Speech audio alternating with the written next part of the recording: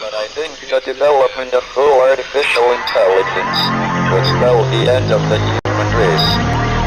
It's a flying object, and we don't know what it is. I would hope somebody is checking it out. It was a rocket or whatever, but incredibly fast, opposite direction.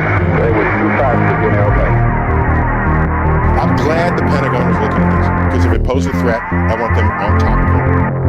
Well, the craft generates its own gravitational field. So you said there's lights in the sky? The internet has become the command center for criminals and terrorists. 911, what's your emergency? I need help, please help me! Aliens won't let it happen. You know, that's what we're instructed to say. Roswell, Area 51. Alien kept deep under the ground. 1, 0, 1, 1, 1, 10, 9, 10,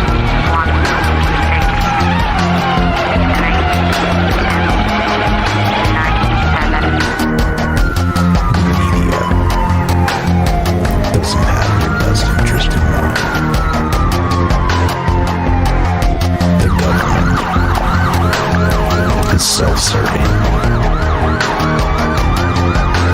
You're here for a reason.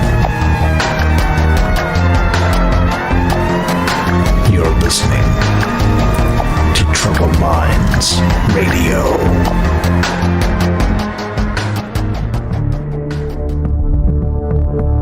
Broadcasting live from a secret bunker just off the extraterrestrial highway. Somewhere in the desert sands outside of Las Vegas. From somewhere in space-time, loosely labeled Generation X on planet Earth.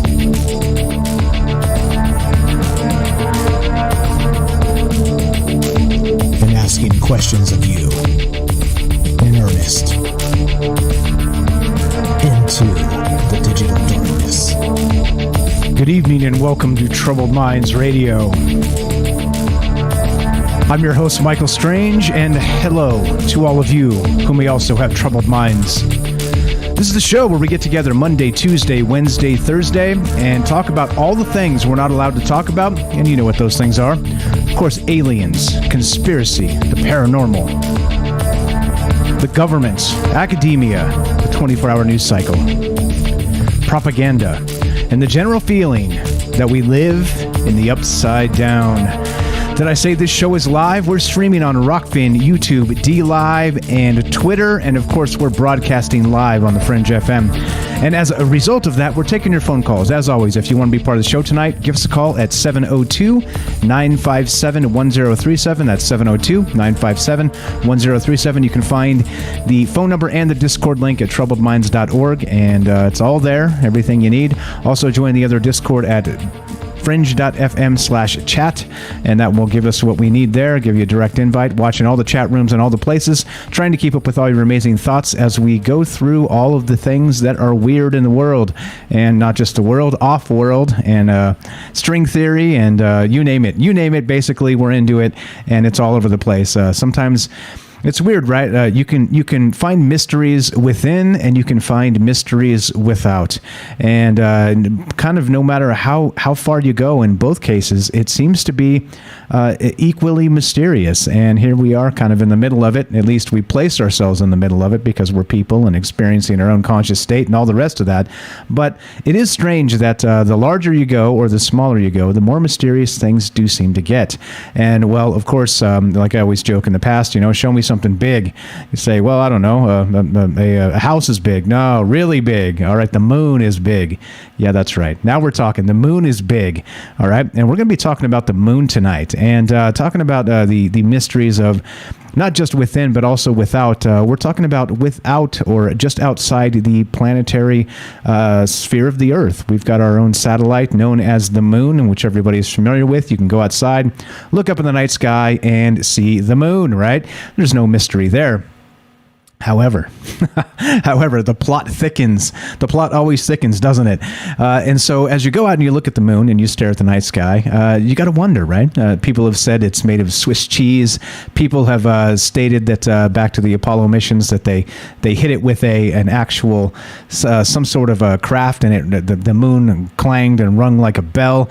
And so there's some theories about the moon being hollow and all kinds of stuff, right? People have said it's a space station because it's tidally locked and it doesn't spin. So clearly, like the best surveillance place in the entire spot on all of Earth or anywhere nearby is going to be on the moon, facing us, staring down at us. That would be the best place to put a spy network, right? Or even an alien spy network, let's say. So I don't know.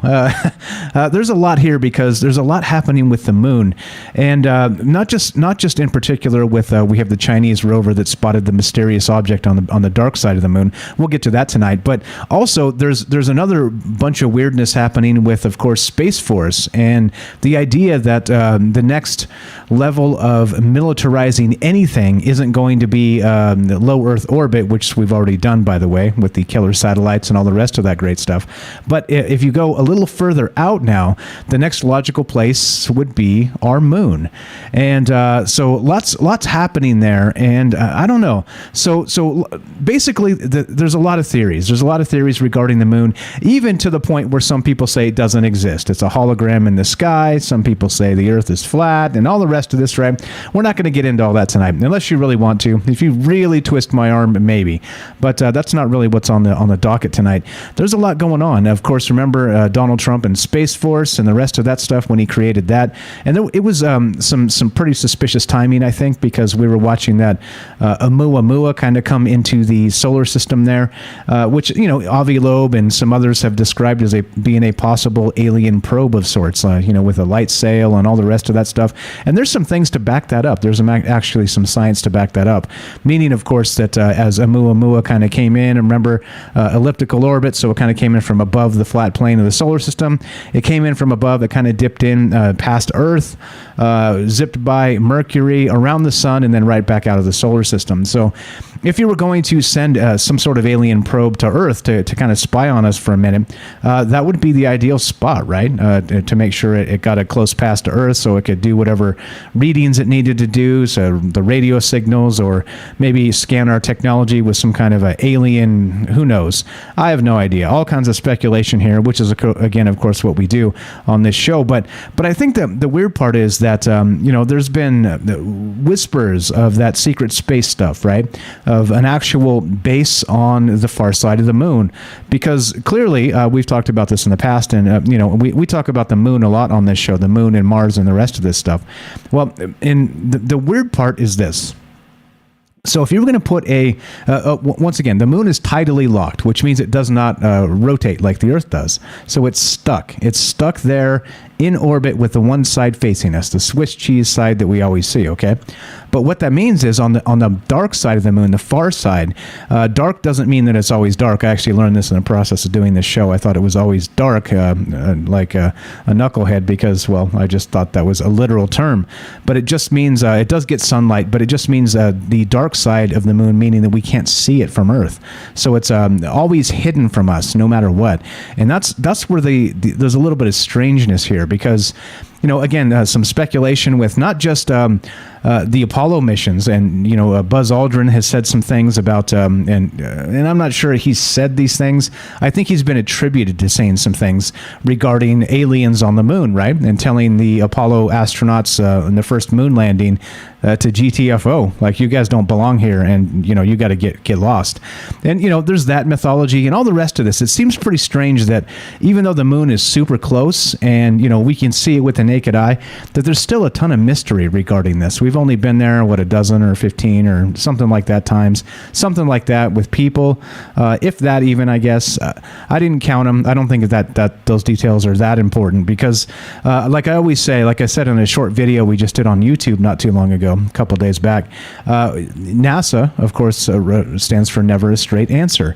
And so, and what I mean by that is it's not that, I don't think it's like an intentional lying device space to like there's some huge conspiracy afoot to deceive the world about a moon that doesn't even exist or space that is not real or things like this. I don't think that's the case at all. I just think that when I say that never a straight answer and there's a cover-up in space, I mean that NASA is the PR front of a secret space program, of a militarized secret space program. And so that's what I mean. Very much like we've talked about, this with the summer of saucers past us now, and waiting for disclosure from the government, nothing burger after nothing burger. Well, they're not going to tell us. I mean, they're just not going to tell us.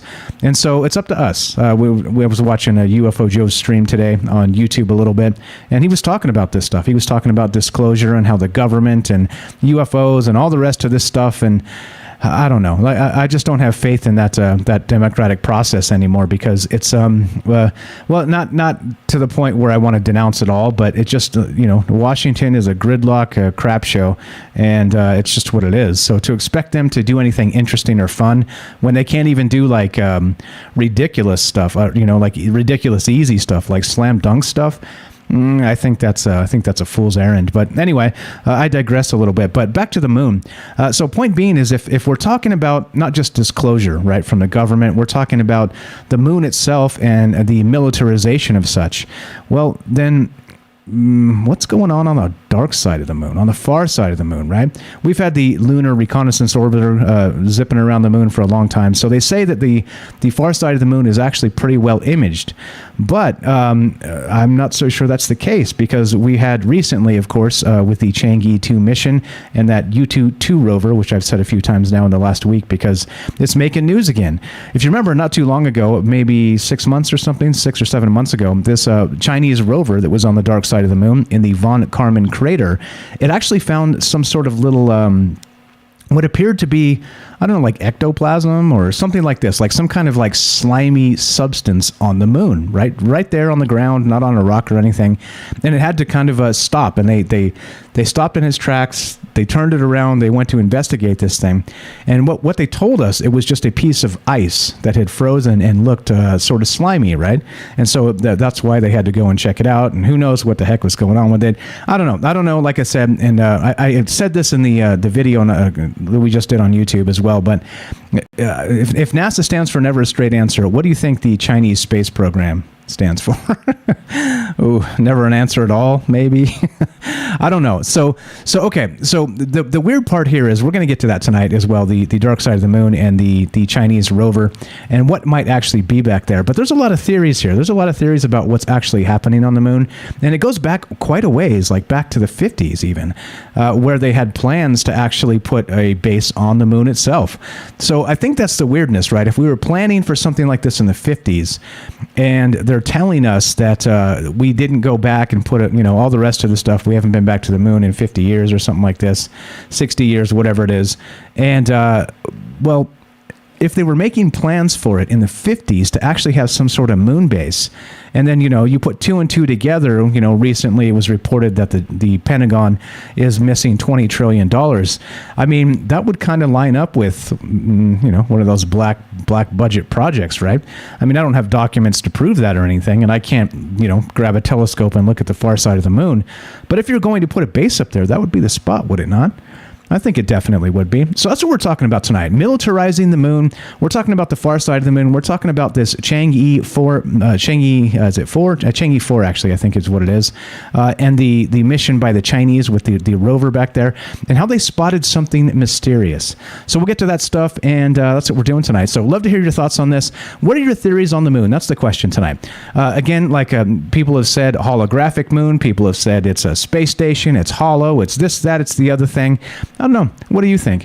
It's interesting to hear what, Ingo Swann says, who was a notable remote viewer hired by the CIA back in the 60s, which we'll get to Ingo Swann as well. It's definitely interesting to hear what he has to say regarding the moon. And, let's say, Neil deGrasse Tyson or, professional astronomers, astrophysicists, people like this, Michio Kaku, whatever. It's interesting to hear what they say, but I think it's more interesting, to be honest, to hear what you say, because what is this all about? The moon, the mythologies that surround it. Again, were there aliens that told our Apollo missions to get lost or not? And that's what this is all about, just kind of considering all of the mythology surrounding this, and of course the modern day Militarization of the moon. So I'd love to hear your thoughts. The questions tonight are this. What do you think the moon is? Do you think it's exactly as it appears? It's just a satellite of Earth? Do you think it's some other thing, as people have described, maybe a space station? It is hollow.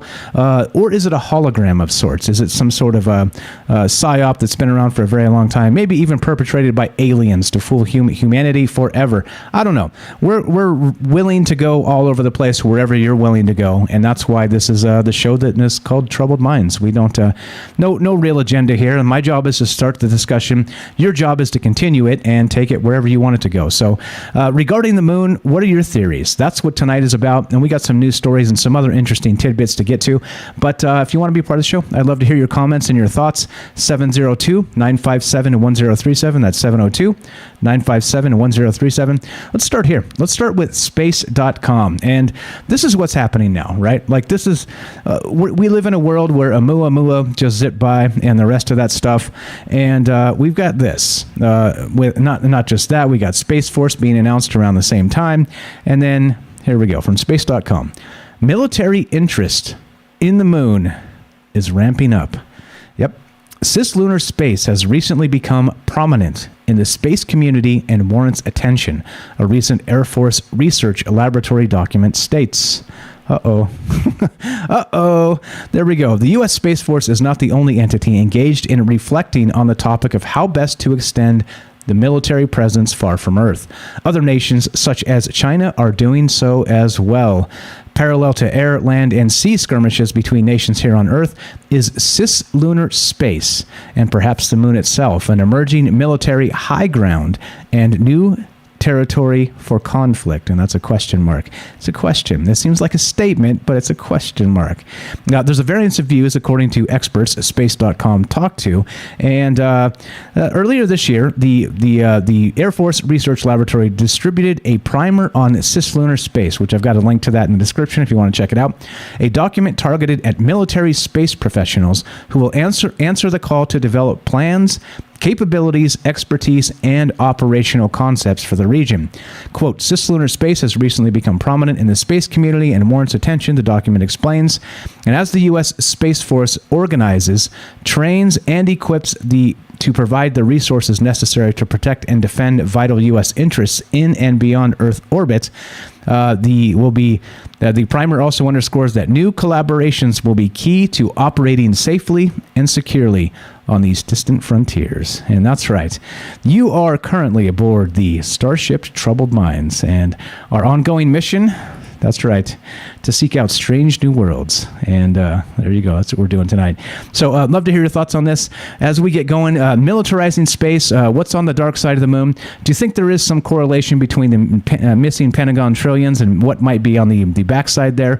Have we actually achieved a moon base of sorts that other people have not really been talking about? And we're about to take this phone call, but it just dropped, so we'll just keep on trucking. So okay, that's where we're at tonight. And there's more, right? So not only this, okay, we have this, where they're talking about this place called cislunar space. And what that means is the space between the moon and Earth. All right. So that includes, of course, the satellite orbits and all the rest of this stuff. But it also includes, the moon itself. And so if we're talking about the military high ground, then the moon's got to be it, right? I mean, you could launch a missile from there straight at Earth, and they'd kind of never know what's coming. So I don't know. Pretty weird stuff with this. I don't know what to think other than the propaganda seems to be all over the place for a number of reasons, I think. I think they don't want us to know exactly how much they have up there because you see what happens when you talk about military funding here on Earth, just in terms of, tanks and airplanes and, bases all over the world, things like this, right? People get all up in a hizzy about it. And I don't blame them because it's a ton of money spent that could be used other ways. But what about, what do you think they have achieved some of this stuff? I don't know. You tell me. So there you go. So as we drink the maybe juice tonight, what is going on with the moon? Once again, is it hollow? Is any of this stuff even real? And that's what's going on. So love to hear your thoughts. 702-957-1037. Let's go to Joseph in Iowa. What's up, Joseph? Welcome to the show. How are you, my friend? Hey, how's how's it going? Doing well, man. Doing well. Go right ahead. What's your idea about the moon? What's going on with this? Well, I think we've been there, and we're there, like, not like been there like first Apollo, but like we've actually, like, we got bases there. Yeah, I don't think it's a fair race for anyone else. I think that there's like a globalized thing going on, but they're, in the public's eyes, it's a race. Like, you know, like China's there and they're like, oh, we got our rover here, but it looks like there's a giant monolith here already or something. I can imagine they're freaking out, you know? Yeah, we're going to get to that. If they actually found... Yeah. So, okay, so just to fill you guys in, here's what just went down, right? This is from RT.com. Mystery Hut, they're calling it, spotted on dark side of the moon. And this is from that rover, that U-22 rover. So we'll get to that tonight, but it looks like, just, I don't know, like a square out there. And again, they're going to turn the rover and go check this thing out. But, you know, probably the betting odds are this thing's just a boulder, but what if it's not? I think that's the question here. Do you think there's something up there that maybe, we shouldn't have. What if it's China trying to out the fact that we have a military base? Sorry, go ahead. I think they would know, because just like if you're orbiting the other side, you know, you're orbiting the moon. I'm guessing they orbit it. They do, or they fly around it somehow. Yep, they have an orbiter. Yep, and they would. That would give it away right away. You know, they would see activity, they would see track marks or something. It would be a huge military operation, probably, like massive. I imagine people would disappear in the public, very certain people, like, and like countries, like, definitely not America, since everyone's tracked. I'm sure some people would be selected, but there would be colonies on the moon. Yeah, I think you're right. I think that's the thing. But if you were to do something like that, let's say since the 50s or 60s, you would be able to cover it up on the backside of the moon by just maybe like an international agreement saying, okay, we're doing this. We're going to let you guys do this, other nation states, but we're not going to talk about this, right? Just don't ever let the cat out of the bag. But maybe this is what's going on. Maybe China's finally like, okay, let's expose the secret space program and cause like an international ruckus. You know, I'm not sure. What are your other theories on the moon? Do you think there's anything to the fact that the Buzz Aldrin has alluded that maybe they were run off of the moon by aliens? No, I mean, I don't know. I don't really have much conspiracy. I mean, I see the moon all the time. I think it's weird because I always see the moon, and like if you're somewhere else in the world and I feel like I'm seeing it all the time, then, you know, I don't know. That's a lot. That's a lot. I got you. That's just, yeah.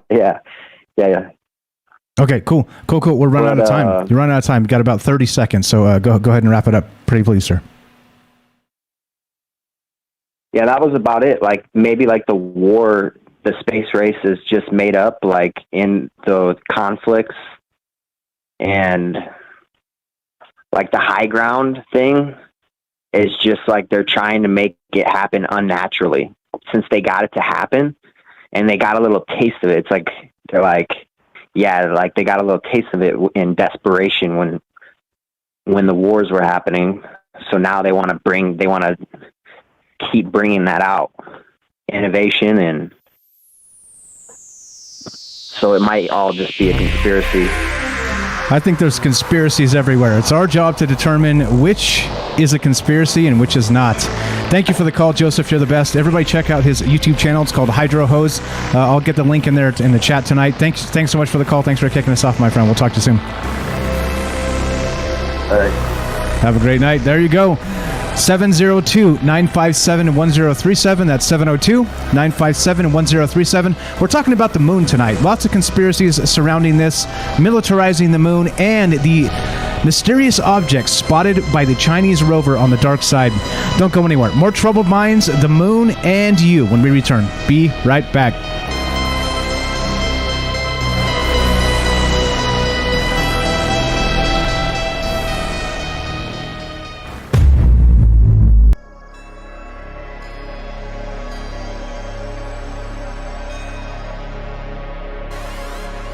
Welcome back to Troubled Minds. I'm your host, Michael Strange, and we are streaming on Rockfin, YouTube, DLive, and Twitter, and of course, we're broadcasting live on the Fringe FM. And what are we talking about tonight? Well, as we take your phone calls, we're talking about the moon. We're talking about militarizing the space between the Earth and the moon, and we're talking about a discovery on the back side of the moon by a Chinese rover. Well, what are your theories on what's going on up there? How much are they telling us? And the rest of that. If you want to be part of the show tonight, give us a call, 702-957-1037. That's 702-957-1037. And we'll put you on the show. You can go to troubledminds.org and click the Discord link. And simple as that. Easy, easy, easy. Thank you, Joseph, for the first phone call. Testing the phone lines, kicking us off with some good thoughts here. And, well, that's the question. There's a lot of questions here regarding the moon. Like I said, what do you believe it is? People have described it as, again, being hollow and ringing like a bell. Aliens met the Apollo mission up there and said, nope, get out of here. Who all kinds of stuff. The hologram, people have described it as being fake entirely. Again, we've heard the more innocuous conspiracies. The moon is made of Swiss cheese. I'm not sure anyone takes that one any seriously anymore anyway. But I think there's a lot of weirdness to the moon that it's still, right? It's the closest celestial object. And I think it's got a ton of mystery to it. It's one of those things where even though we can see it again, like I said, with some nice amateur astronomy stuff, you could get really fantastic photographs of the moon. But then, well, it still leaves the backside, the far side, the dark side of the moon, as one of the mysterious places that, you know, without a satellite or without a space program, we're told anyway, you can't get to the backside because you just can't see it, right? There's no nice rear view mirror hanging out there in space, so we could kind of just, you know, gravitationally lens kind of bouncing around and check the backside out from Earth. So it's spawned a lot of conspiracies, and I think that's part of what this is all about anyway, because what's going on up there? What's if I see a mama bug over on a DLive, and what's up to Laura Jean on the Fringe Discord. But okay, so let's get to this now. So not only do we have this from space.com, the military interest in the moon is ramping up, of course, for the military high ground. So it remains to be seen, and the question tonight is, how much do you think they've already done? We talked in the past briefly about maybe a base on the moon, right? There was that document leak, they say, that came from WikiLeaks, where they talked about a battle on the moon, right? We're not talking about that one tonight. That was another show. But tonight, instead, we're discussing, what happened on the moon with the Apollo missions. We're talking about Ingo Swann, who's a remote viewer, by the way, and he did some remote viewing of some coordinates on the moon and described them, his remote viewing sessions as having people or aliens on different portions of the moon. So I think that's the weird part. So that's what we're talking about tonight. And how much of this do you think is accurate or true or untrue or disinformation? Or like Joseph said, maybe it's all just a bunch of BS and they're telling us all this stuff just for, you know, military advantages. It's hard to say. Like, I'm open to all those possibilities because you just never know. You just never know. It's a weird world we live in, and truth ends up being stranger than fiction in many cases. So that's what we're doing tonight. So this article from space.com, again, military interest in the moon is ramping up. Cislunar space has recently become prominent in the space community and warrants attention, a recent Air Force Research Laboratory document states.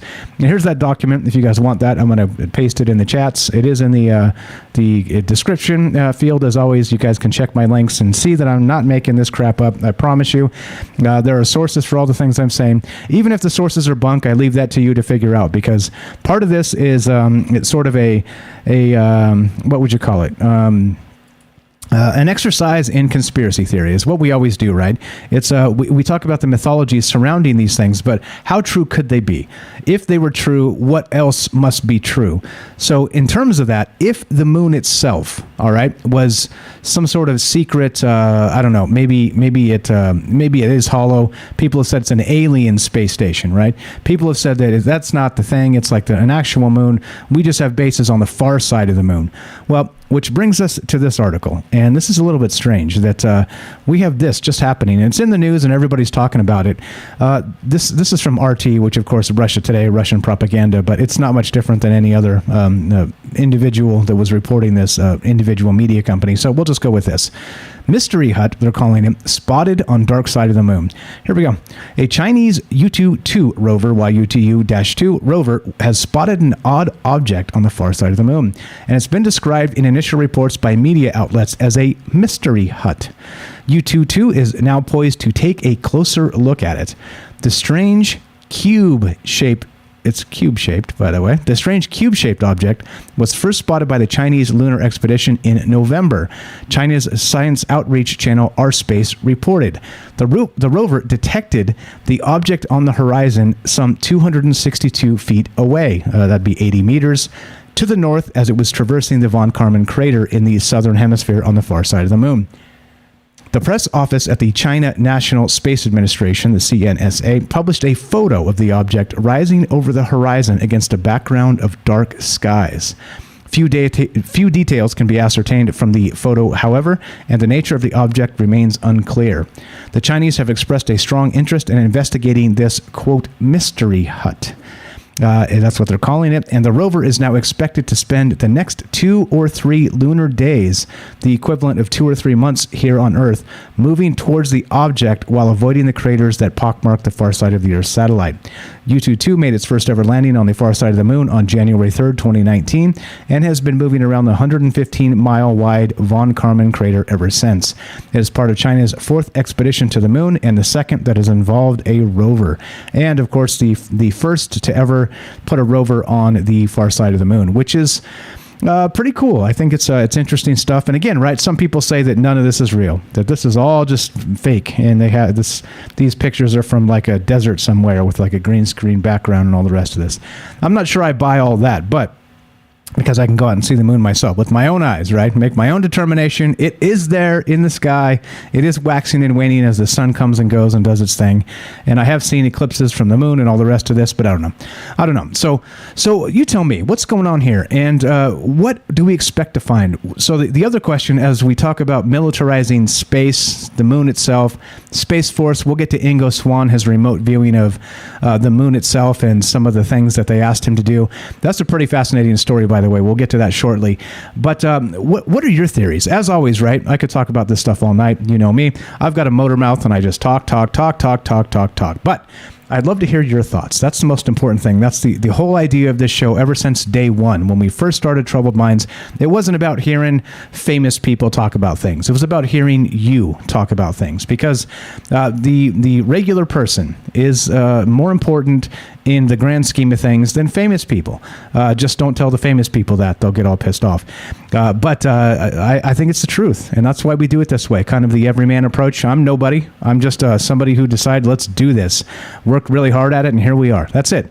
It's as simple as that. It's not any more fancy. Like I always say, I have no inside sources or insider knowledge or any expertise regarding any of this. I just read stuff on the internet like most of you guys, and so that's what this is about. So if you want to be part of the show, I'd love to hear your thoughts. We're talking about the moon tonight. We're talking about militarizing this. We're talking about maybe a secret base on the far side of the moon. We're talking about this Chinese rover that discovered this mystery hut, they're calling it. Like I said, I hope it's a poor translation of something that's not that. But it does seem to be, if you look at the photograph here, I'll make it full screen so you can kind of see that there's an actual... it does look like a cube-shaped object kind of out there on the horizon, and it's far enough away where you can't really make out any details, but it is close enough to where they're going to spend a few months driving over there to check it out. So, I don't know. What are the theories here? What could this thing be? Like I was saying, right, the odd part is, what if there is a secret space program on the far side of the moon, and China is like, let's expose this. Let's blow this up and turn it into an international crap show, just because everybody's going to demand answers, right? I think that's the weird part here. Yeah, that's what people are saying. The mystery hut, right? That's what it's called. They're saying it's a Pizza Hut promo. Not so sure about that, but okay. Anyway, so what are your theories on this? What are your theories on the rest of this stuff as we go? It is getting hot in this room, and all right. So yeah, that's what's going on. Let's go. Okay, so there's more. Let's see. What else do we have? There we go. Now here's your take. Here's your hot take, right? Not really your hot take. This is what they're saying it is. This is from ScienceAlert.com.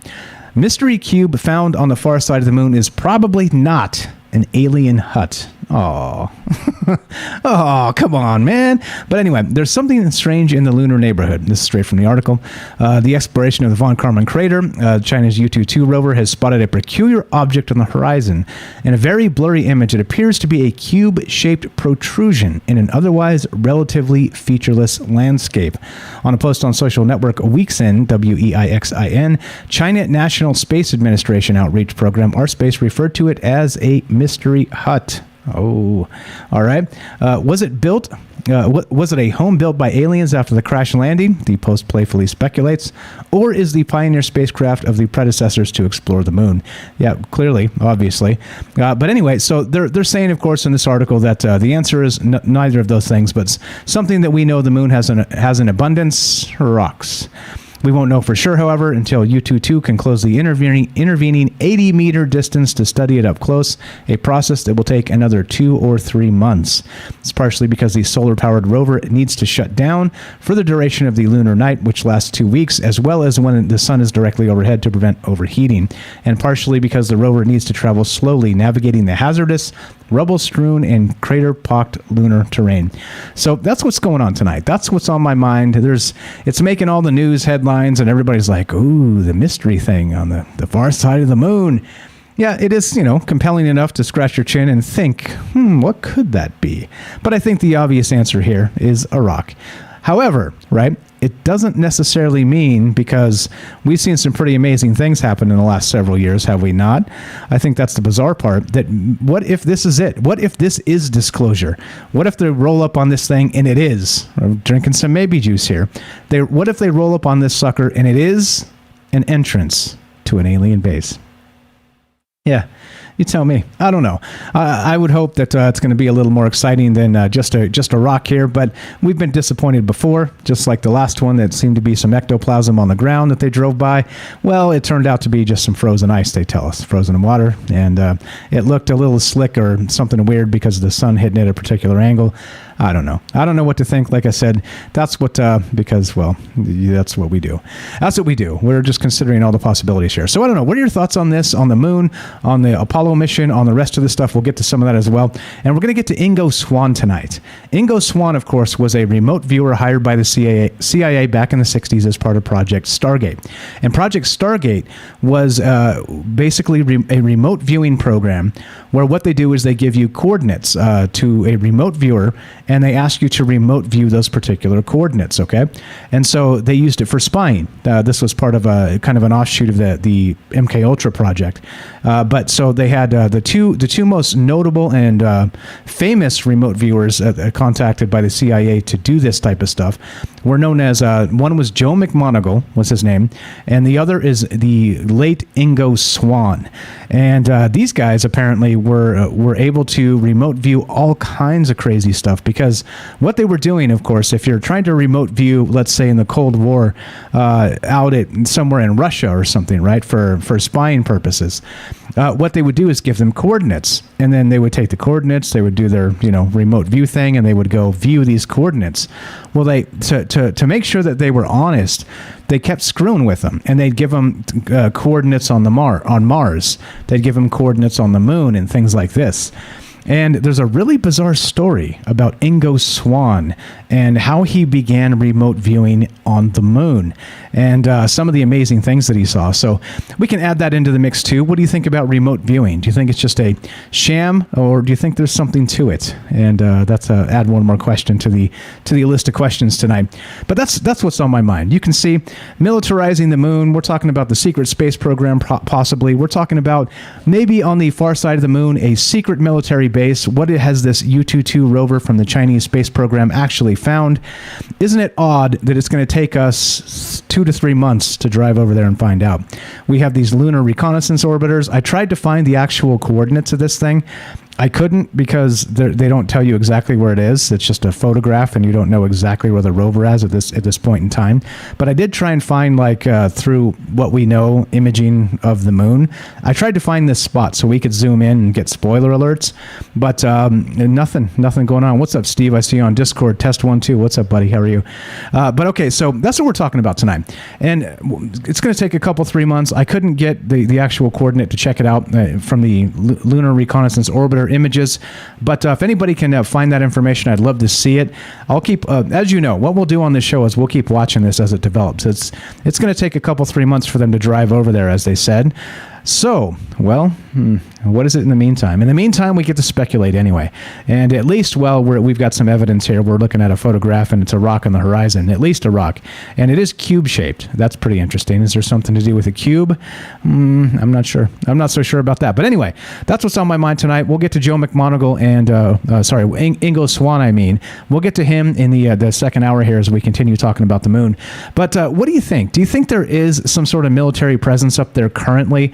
Or is this all just a bunch of hogwash? And I'm open to all that. Like I said, if we don't consider all the possibilities, I think we're shortchanging ourselves. And that's what this is all about. Getting together, having a discussion about the way this stuff works. So if you want to be part of the show, one more time, 702-957-1037. And let's see. What do we got? Make sure everything's good. Yep. All Discord's all fine. All right. So let's see. What else is there? Let's jump into this. Here's another one, too. This is from Stranger Dimensions. And this is what got me thinking in terms of the rest of this. Not just with the rover that spotted this cube on the far side of the moon, but now we have these rumors, right? This goes all the way back to February 2015. But strange tales of a secret moon base. And that's what's kind of making me wonder. What's up, Lily in the chat says, they don't spend trillions for show and tell. And I think that's absolutely correct. So here we go. During the Apollo 11 mission on July 20th, 1969, as Neil Armstrong became the first human to step foot on the moon, audiences around the world were captivated. Quote, "One small step for a man, one giant leap for mankind," he said as he famously descended the ladder of the lunar module. But afterward, he apparently said something else, that he could see a light inside of a nearby crater. Mission Control requested more information, but as far as listeners were concerned, the transmission went dead. However, some believe those 2 minutes of silent transmission were intentional, hiding a conversation that could have changed the entire world. And leave it to ham radio operators to pick it up. And this is, of course, a lot of maybe juice and allegedly. But this is how the conversation supposedly went down. Armstrong said, "What was it? What the hell was it? That's all I want to know." Mission Control said, "What's there?" Malfunction, some sort of garble. Mission Control calling Apollo 11. Apollo 11 responded, "These babies were huge, sir. Enormous. Oh, God, you wouldn't believe it. I'm telling you, there are other spacecraft out here, lined up on the far side of the crater edge. They're on the moon, watching us." And that's what I'm talking about here. But was there proof? Allegedly, again, Buzz Aldrin captured color footage of the alien crafts, but it was confiscated upon their return to Earth. The astronauts were silenced, and NASA refused to acknowledge any such event. Nonetheless, a handful of pictures surfaced that many claim are evidence of alien activity on the moon. And so that's what we're talking about tonight. So not just maybe our bases. What about alien bases?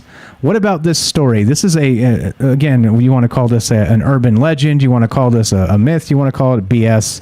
All that's okay by me, because again, that's why we talk about this stuff, to kind of consider put it through the paces, consider the possibilities here, and wonder if this could really be true.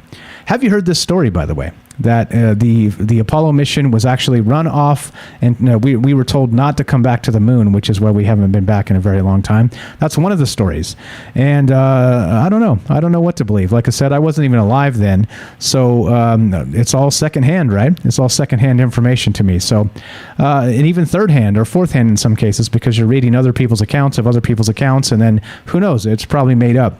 I did say this before. I was looking very hard on the interwebs to find anything remotely resembling this ham radio interception of the 2 minutes missing in the Apollo mission, and I could never find anything. I've still never found anything. So it makes that makes my my BS meter go off, and makes me want to strap on some more tinfoil, because. Right, you would expect something that explosive, that somebody would have recorded that. Hopefully, you don't really have a source on that. It's you never have somebody stand up and say, "I was there, I heard it on my radio." There's none of that stuff going on. So it makes me go, I don't know about that. But again, like I said, who am I to judge? I've never been there. If you guys have never been to the moon, well, we only have a very few select group of people to take that from. So I don't know. What's up? Steve says the cube on the moon is a crashed Borg cube. Get Patrick Stewart. Right? Maybe. I don't know. And that's what we're talking about tonight. So what are your theories? What are your theories regarding, of course, the moon landing, how they got run off by aliens up there? And I've got all the links down below. Like I said, I'm totally not making this stuff up, even though it sounds like it. I'm not.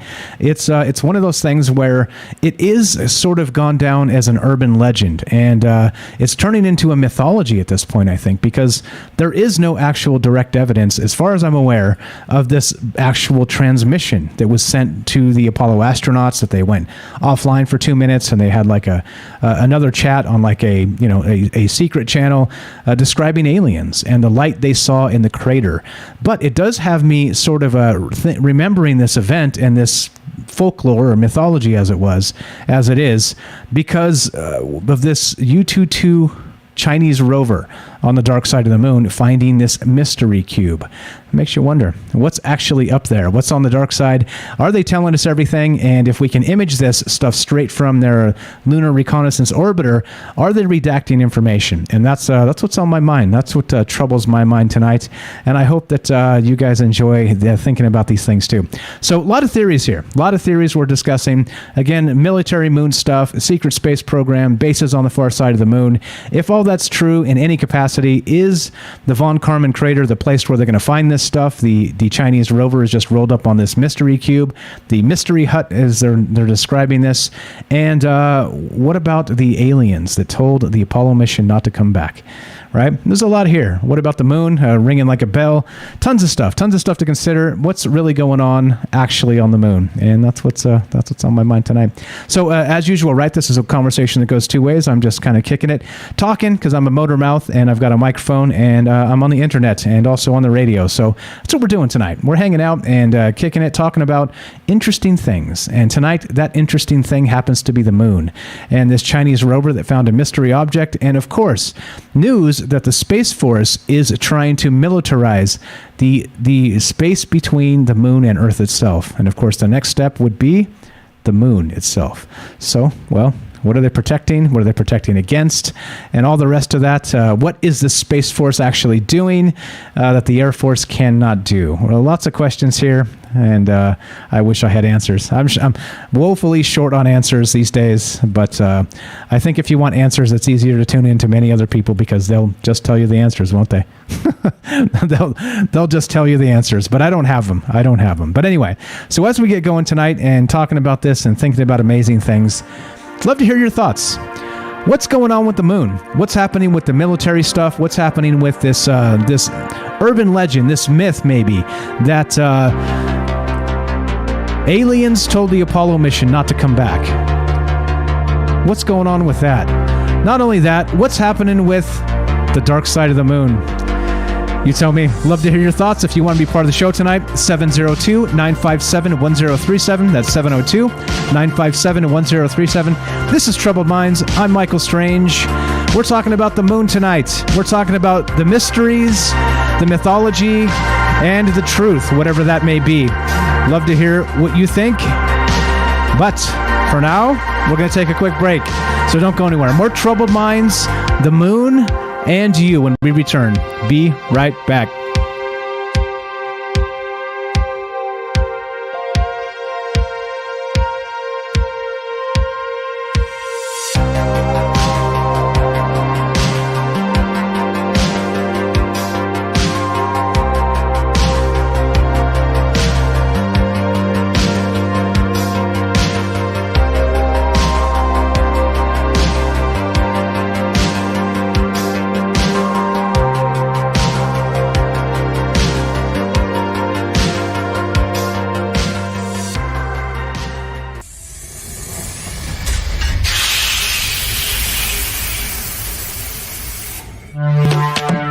We are talking about the alien abduction phenomenon. The aliens are looking through your eyes and they're accessing your optic nerve. I'm doing that. And through that optic nerve, they're transferring to your brain. People are random images as they traverse neurons in the brain. So maybe, and they also feel them planting or receiving memories or ideas or images.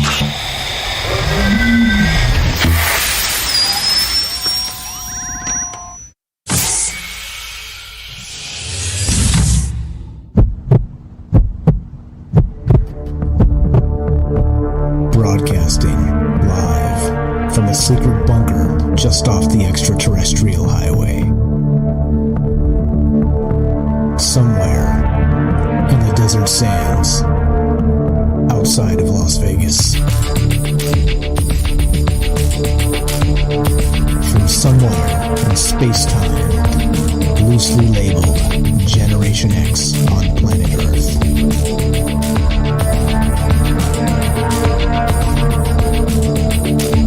And asking questions of you in earnest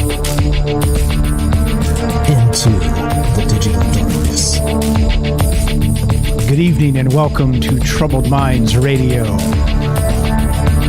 I'm your host, Michael Strange, and hello to all of you who may also have troubled minds.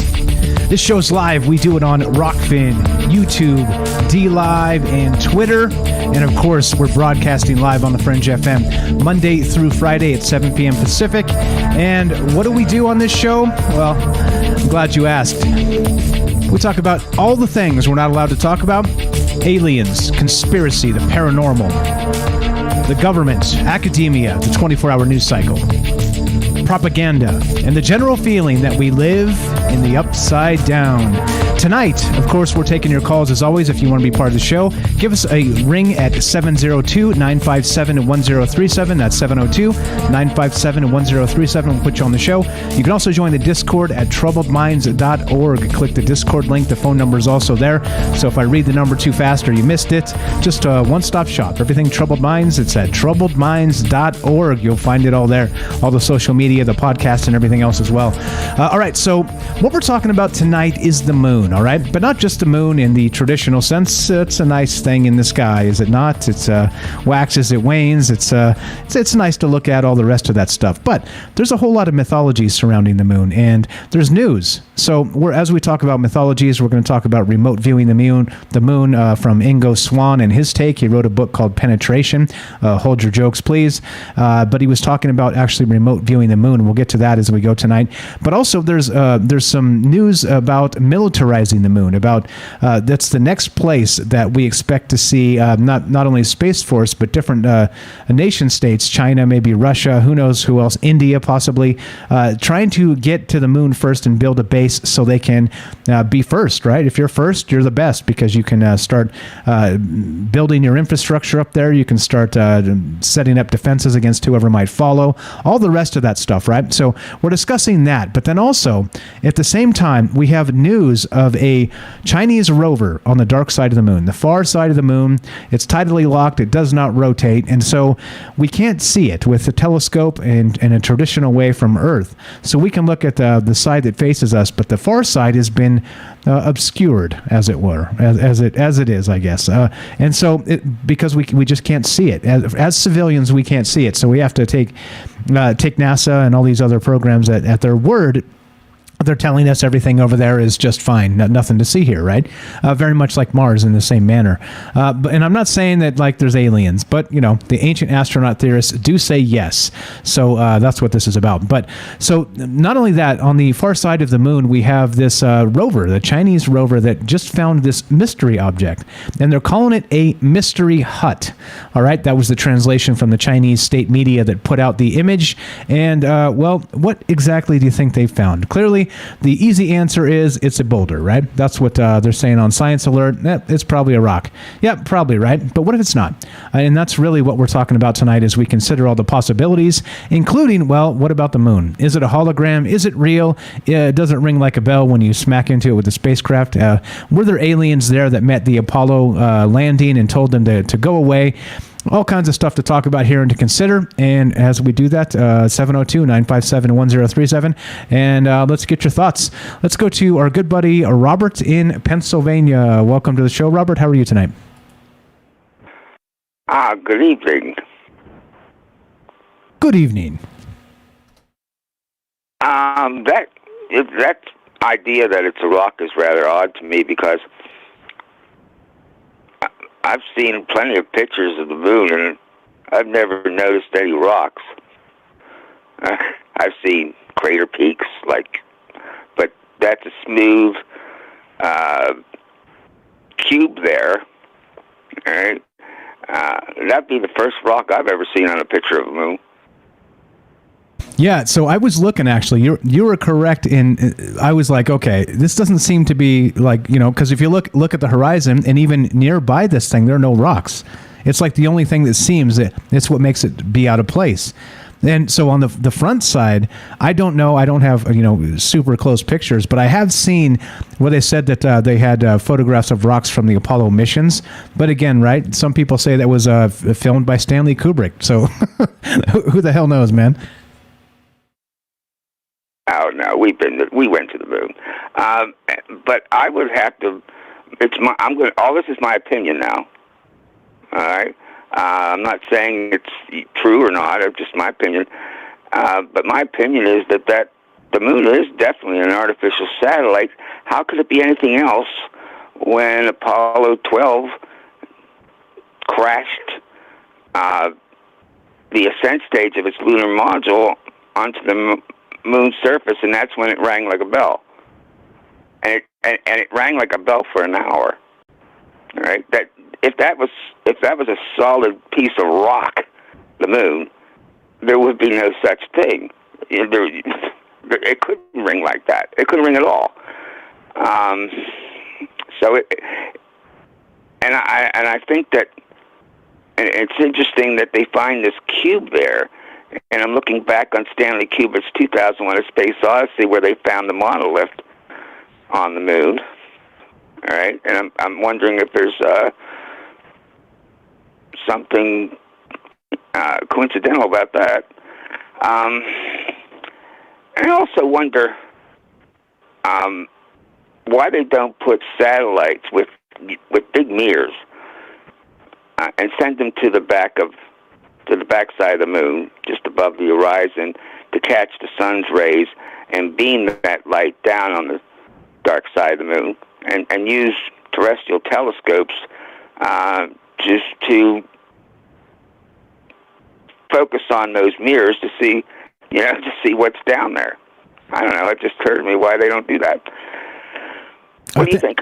I think that's possible too. So there's these things called in like a gravitational situation, these Lagrange points, right? So supposedly they're supposed to be. I think it's with the moon too, but they say that in particular parts regarding the sun and the way the solar system and gravity sits and pulls and pushes against each other, that there are places where you could put a satellite there and just let it sit, and it wouldn't have to be subject to the regular laws of like a centrifugal rotation and that whole orbital effect, because it's kind of stuck between two gravitational signatures. So I think what you're describing can be done.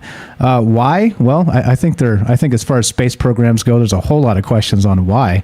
Why don't we have a base up there now? Why aren't people living on the moon now? Why, there's a lot of whys, but yeah, I'm with you. I for transparency, put it up there. Let's see. But they don't want us to see, right? It is weird. Think of it this way. If there was some sort of like alien civilization on the far side of the moon, let's say this thing is like an alien artifact or something, right? Do you think they'd want us to find out first, or do you think they'd want to like cover this up? That's the question, right? That kind of answers everything.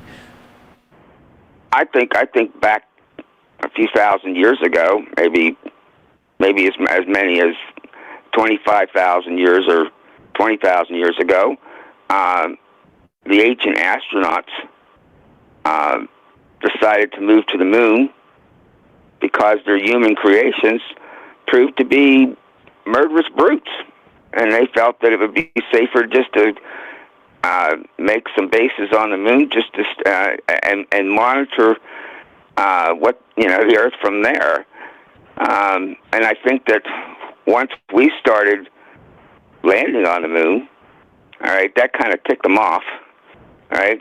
And I think that their bases on the moon are probably empty, that they probably abandoned the moon because of that intrusion, feeling no longer safe, and moved to maybe Ceres, Neptune's moon, a safe distance away, knowing that it'll be a long time before we set foot on that.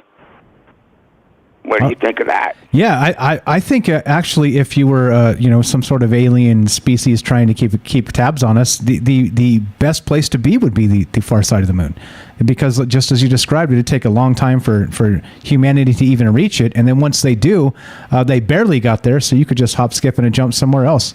I think it's logical to assume that Go ahead.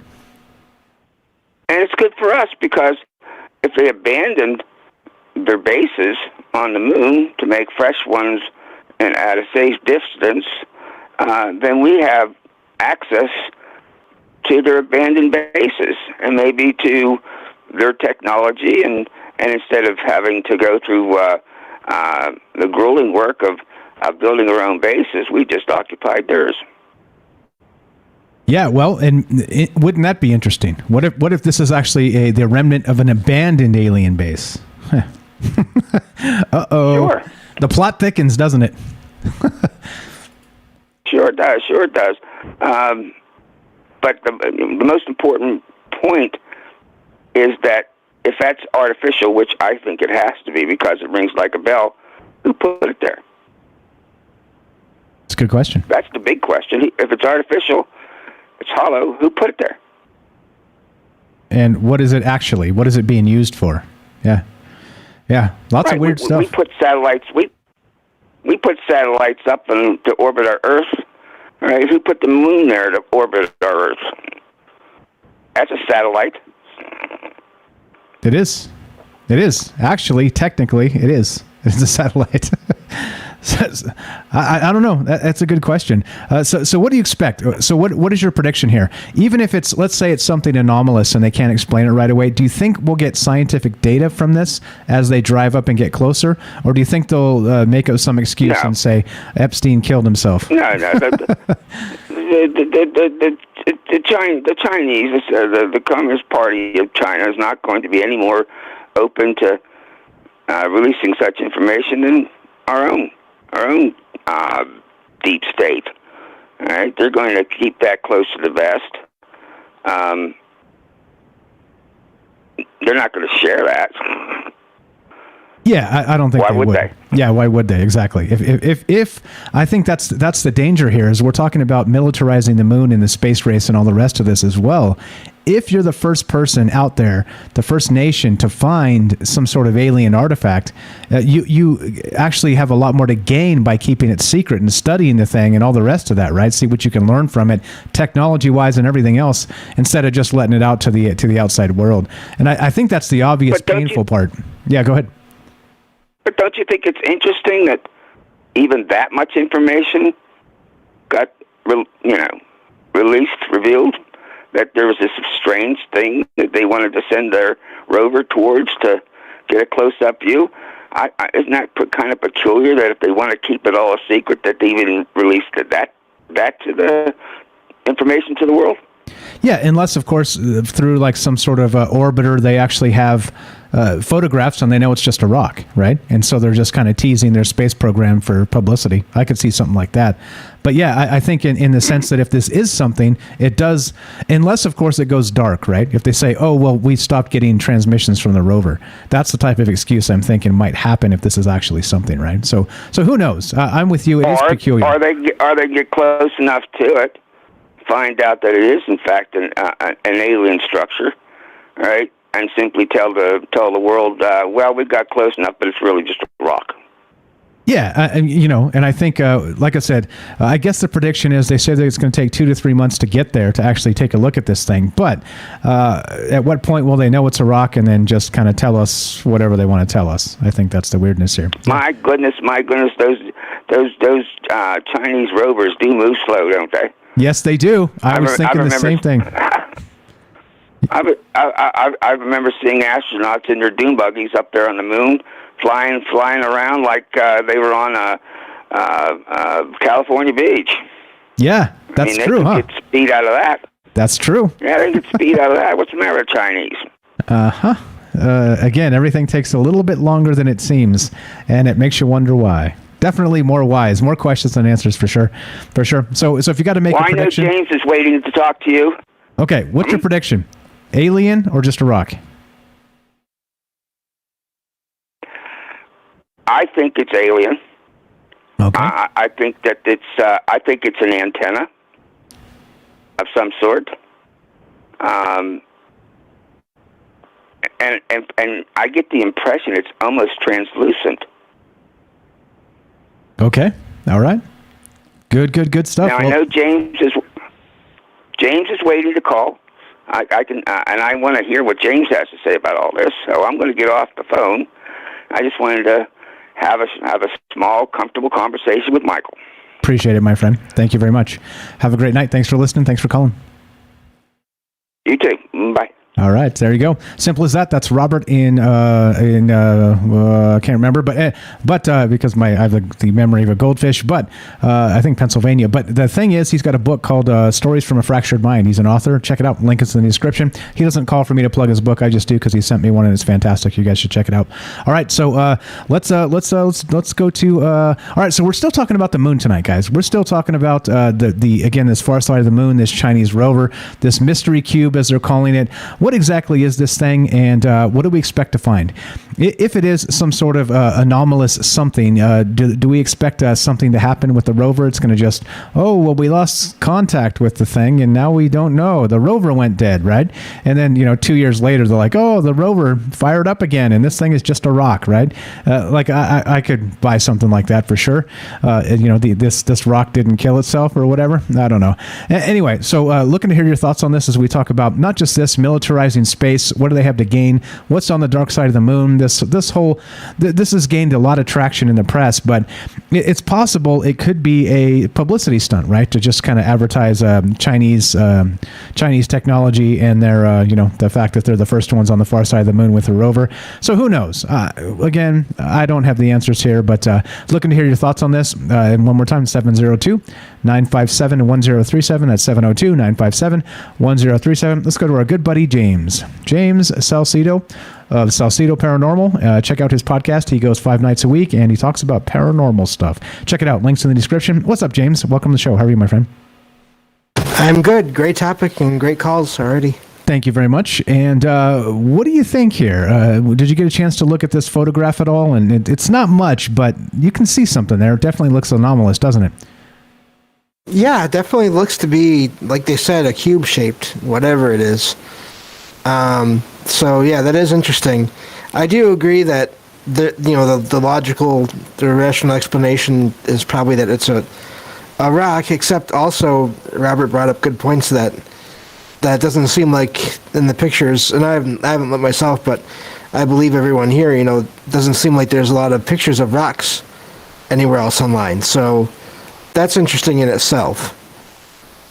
Yeah, so and that there's no rocks around it. So the way they're describing this is that it was an impact of some sort, and it kind of pulled the rock out from underneath the moon regolith is what they're saying, right? So that's what they're expecting it to be. But again, like you said, if there's rocks all over the place, then you would expect there to be rocks all over the place. And in this photograph that you're looking at, there aren't rocks all over the place. There's a few, right? There's a few for sure. But a big old one on the horizon like that, it's definitely an anomalous thing and makes people wonder. What's up, TR3 says, or I know exactly what you're saying, but we're not going to get into that. You're going to get me into trouble. But okay, so I don't know. Maybe a rock, maybe not. I don't know. So what about the rest of this then? What about militarizing space and anything else? What else you got, James? Oh, I think definitely. I mean, all governments are always looking for any advantage.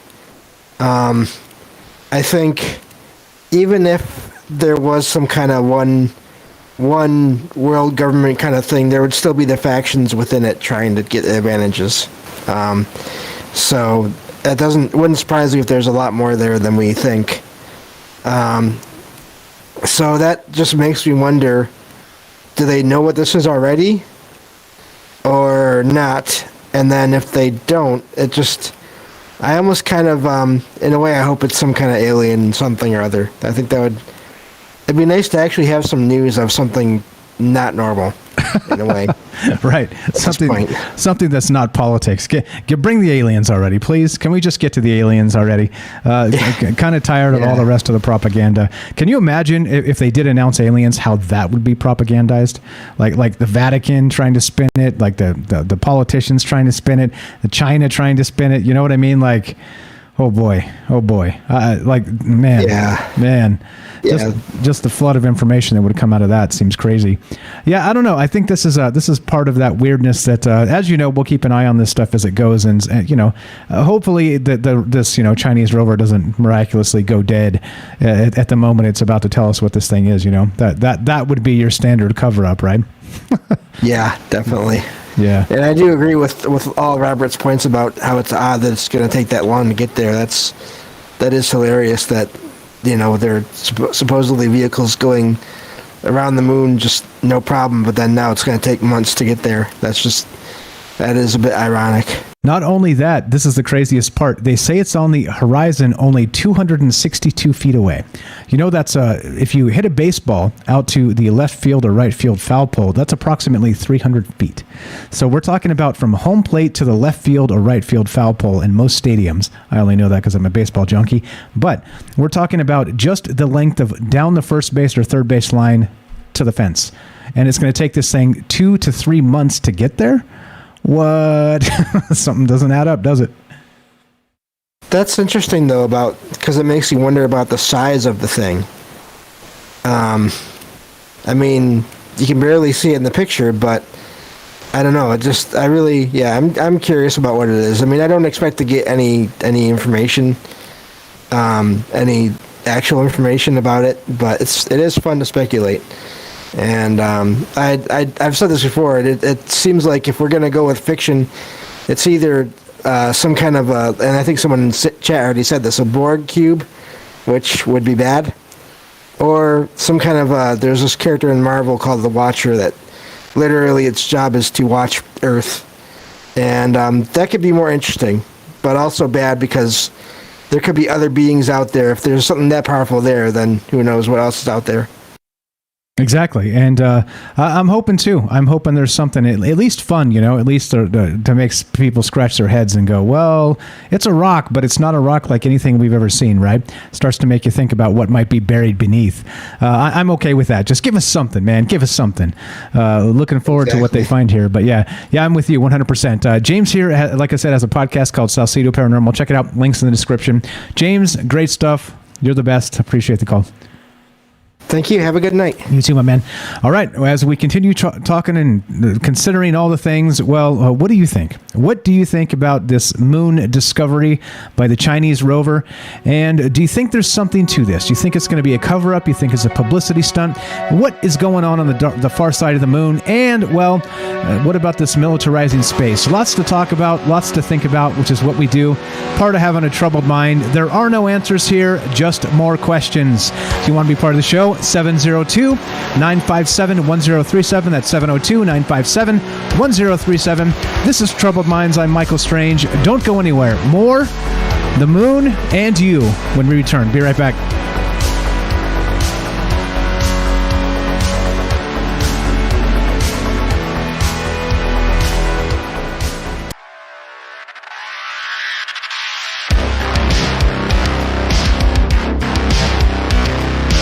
Welcome back to Troubled Minds. I'm your host, Michael Strange, and we are streaming on Rockfin, YouTube, DLive, and Twitter, and of course, we're broadcasting live on the Fringe FM. Tonight, we're talking about the moon. In particular, this China rover has found a peculiar object on the far side of the moon. What is it? Could it just be a rock like they're telling us or like we expect to find? Or do you think, because it is on the far side of the moon, we can't verify the information, so we're going to get some shenanigans? It's not NASA, which of course, as we say tongue-in-cheek, stands for Never a Straight Answer. It's the Chinese space program. And of course, well, if you think NASA has something to hide, meet the CCP. All right, if you want to be part of the show tonight, we're taking your phone calls at 702-957-1037. That's 702-957-1037. And just hanging out, talking about the possibilities of what we expect to find on the far side of the moon. And as we do that, we will go to our good friend, the Night Stalker here, whenever he's ready, because he's at work and jumping around doing his thing. Appreciate him taking the time off from work to call us and give us his hot takes. But that's what we're talking about tonight. What is actually going on here, and what do we expect to get? What information do we expect to get, and what information do we expect to find? What's up? Derek in Massachusetts, the Night Stalker. Welcome to the show. What's up, my friend? Oh, can you hear me, brother? Loud and clear. Go right ahead. Oh, great show. Thank you. Sorry, I would have called earlier, but I'm my Super Monday right now. It's my first day back from my little birthday vacation I just took, so nice. Struggling over here right now. Yeah, no sweat. Go right ahead, man. All right, yeah. So I haven't taken a bunch of notes and cultivated my usual take or whatever, but just my general moon thoughts or whatever. It seems like the dark side of the moon or whatever has become almost a meme. It's in the Transformers movie. It's we're bombarded with so much theories and ideas and I don't know, information that makes it seem like they're hiding something on the dark side of the moon. So that part of it makes me believe that that's absolutely what they're doing, and we're about to come across some kind of base or whatever. But also I'm not sure. I just don't know if I fully believe it. I don't know if I fully believe it, because it is all just from NASA or from space agencies and stuff. And it doesn't matter if they're different countries. They use the same logos and stuff. They're all pretty much in on it together, in my opinion.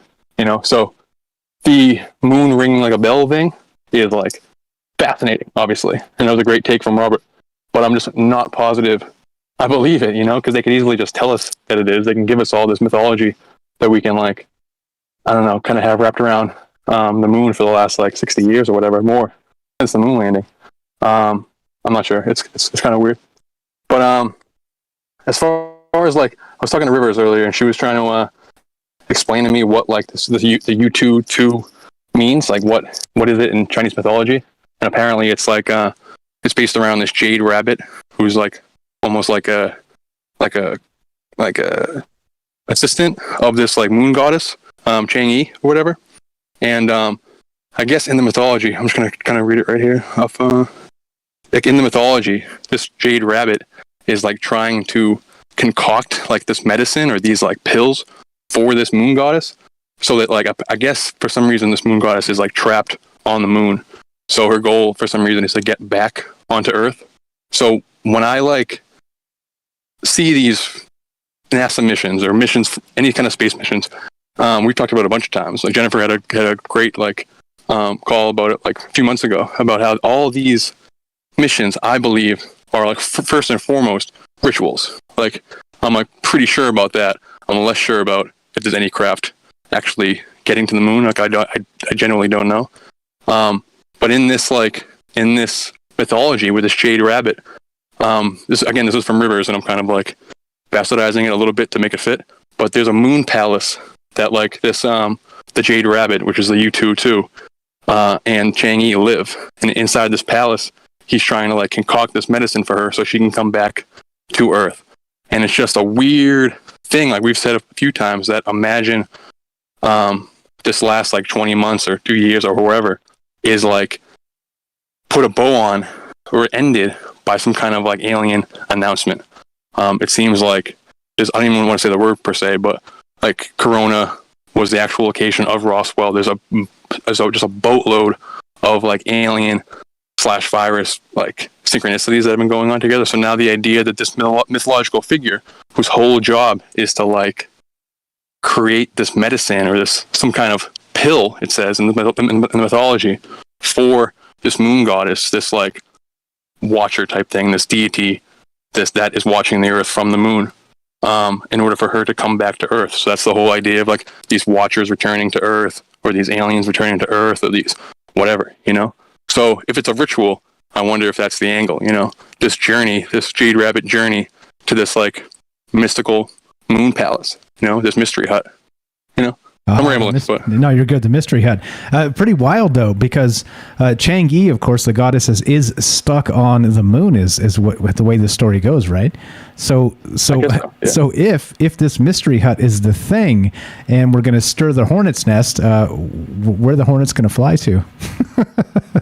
Exactly. So that's the thing. I mean, is this just a ritual in order for them? Because before they do anything major, they do these weird workings and these weird rituals, whatever. Is this just like a zeitgeist transformation type ritual before they make some kind of alien announcement? It might not actually really have anything to do with this per se.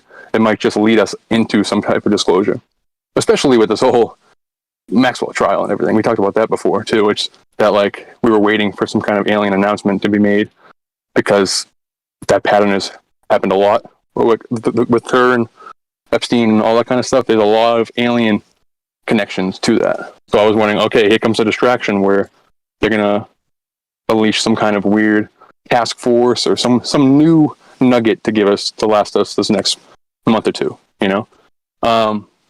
But I'm very open to the idea that like, yeah, maybe they just will say, yeah, we found a base, this is it, aliens are here, you know. I'm open to that. I just obviously don't lean in that direction, you know.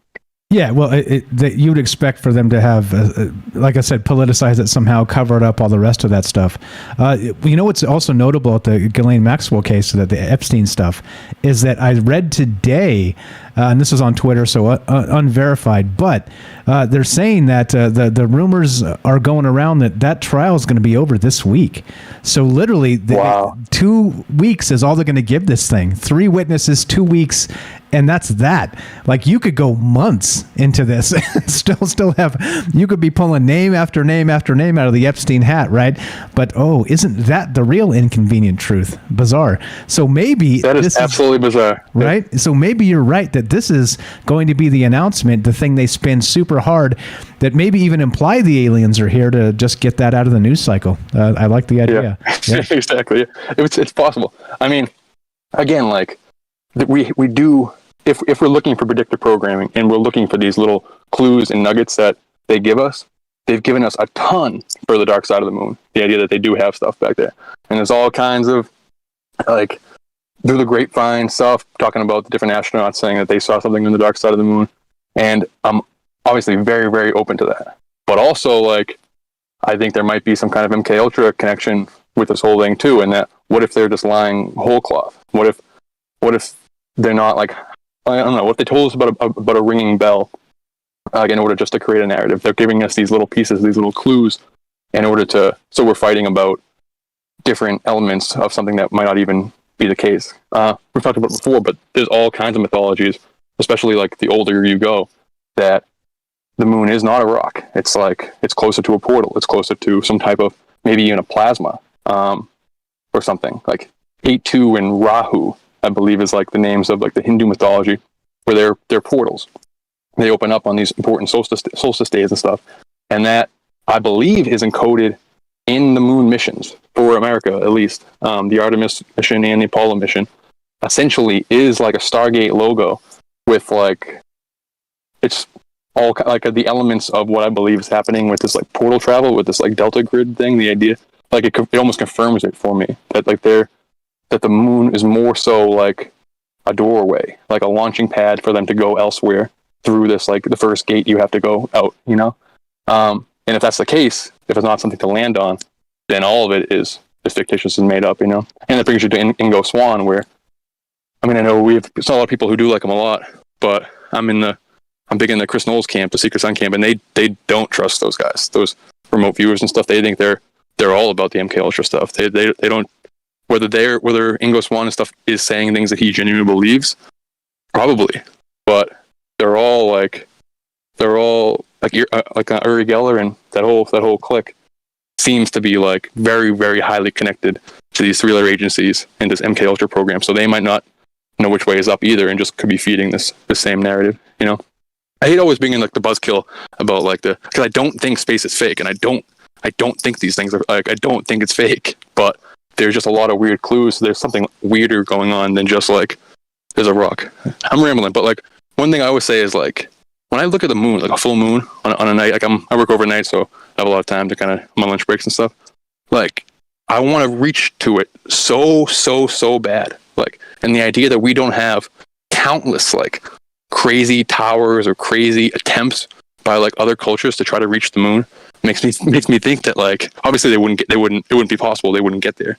But wouldn't you imagine there's kind of like towers like, oh, that's when the Navajo tried over here. Oh, that's when the ancient like Chinese, they tried their attempt or whatever. A bunch of different cultures attempting to reach the moon, like climb up there. But maybe they knew it wasn't a rock. Maybe they knew it was closer to a doorway, you know? And if that's the case, then maybe this is one giant ritual where they're going to open the door and let this moon goddess, let these watchers, let these Lovecraftian old ones, whatever, come back into our reality. Because again, Maxwell arrested on UFO day, arrested in the same general area of the Betty and Barney Hill abduction and the Exeter incident, and first and foremost,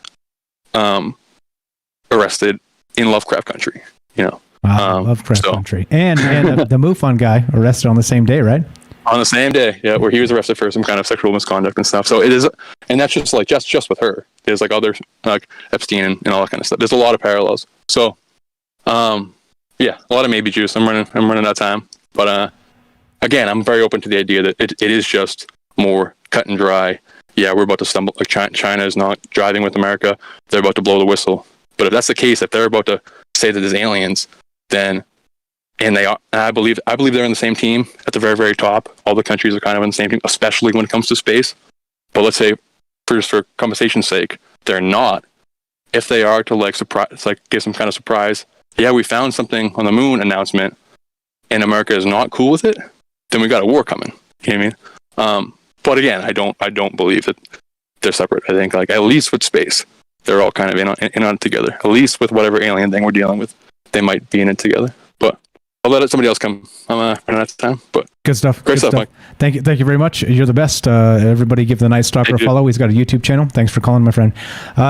Check it out. Link in the description. He's got a brilliant dude. Clearly, he's got a YouTube channel that he hasn't worked on just yet. He's just got one trailer.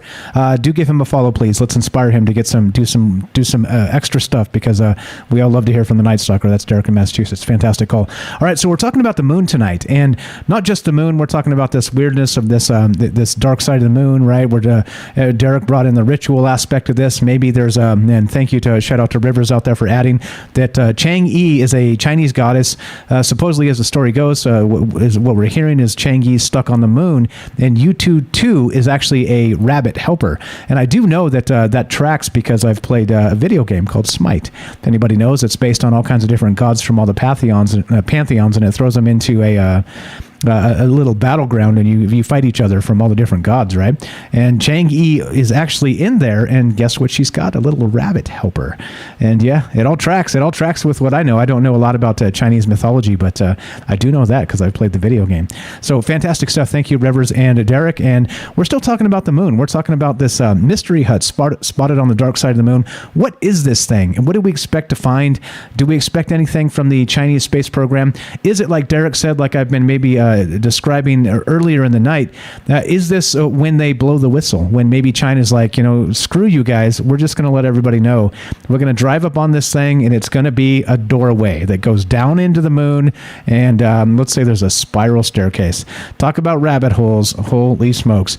I don't know. What do you expect to find? That's the weirdness, is what we're talking about. If it's just a rock, it's just a rock. That's fine. But what if it's not? And that's the conversation. So if you want to be part of the show, 702-957-1037. I see there, Joseph, what you called in once already, so just FYI, hang tight. We'll get to you in the third hour. So if you want to hang up and call back then, I'll go to you. I don't want to keep you waiting because you did call once already, but we do have time for you in the third hour. Let's go to Joe in Florida. We're talking about the moon tonight. Welcome to the show, Joe. How are you, my man?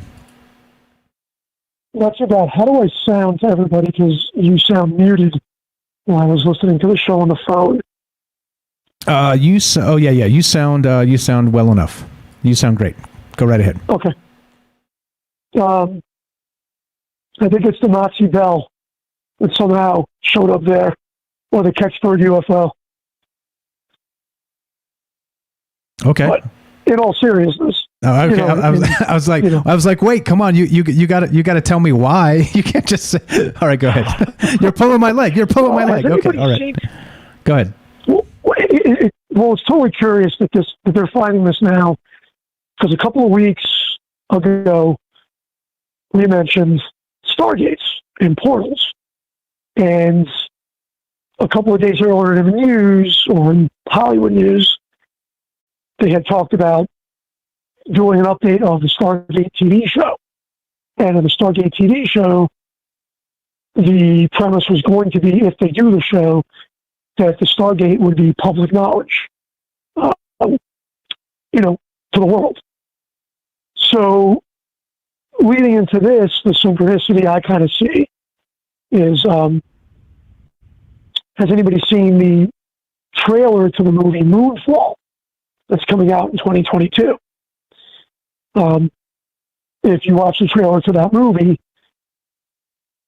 it's done by Roland Emmerich, which I think he's the one that did the original Stargate movie that was in theaters. But anyway, they find something, from what I can see from the trailer and the preview, they find something on the dark side of the moon.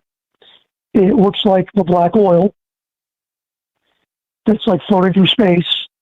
And then you start to see all these tidal changes on the Earth. It's pretty much doom porn. But in the end of the trailer, you see the moon rising. And we've talked about this before. You kind of start to wonder back to the times of the Ark and Noah, but every other culture seems to have had a great flood. So if that thing up there that we look at night really is a satellite that was placed here perfectly, if we were being watched and creation needed to be reset, i.e. the dinosaurs or something, it would be pretty convenient if you could shift the orbit of that just a little bit and flood the planet and start from scratch. Yeah, it would be like the reset button, right? Like if you move the moon just a smidge, it will cause things like that. Maybe it is the great reset button. Yeah, that's a great thought, man. So, but the thing is it programmed? Because I know if I was living in that thing and I was looking down at the Earth, and maybe this is where we get stories of demons and angels, like if my job was to sit up there and watch the rest of us idiots do what we do down here, they're going to get tired of it. Maybe I want to come down and visit, or maybe I want to live with the people, or maybe the whole thing is automated and there are signals being sent. We've talked about that a couple of weeks ago, that we've picked up signals repeating.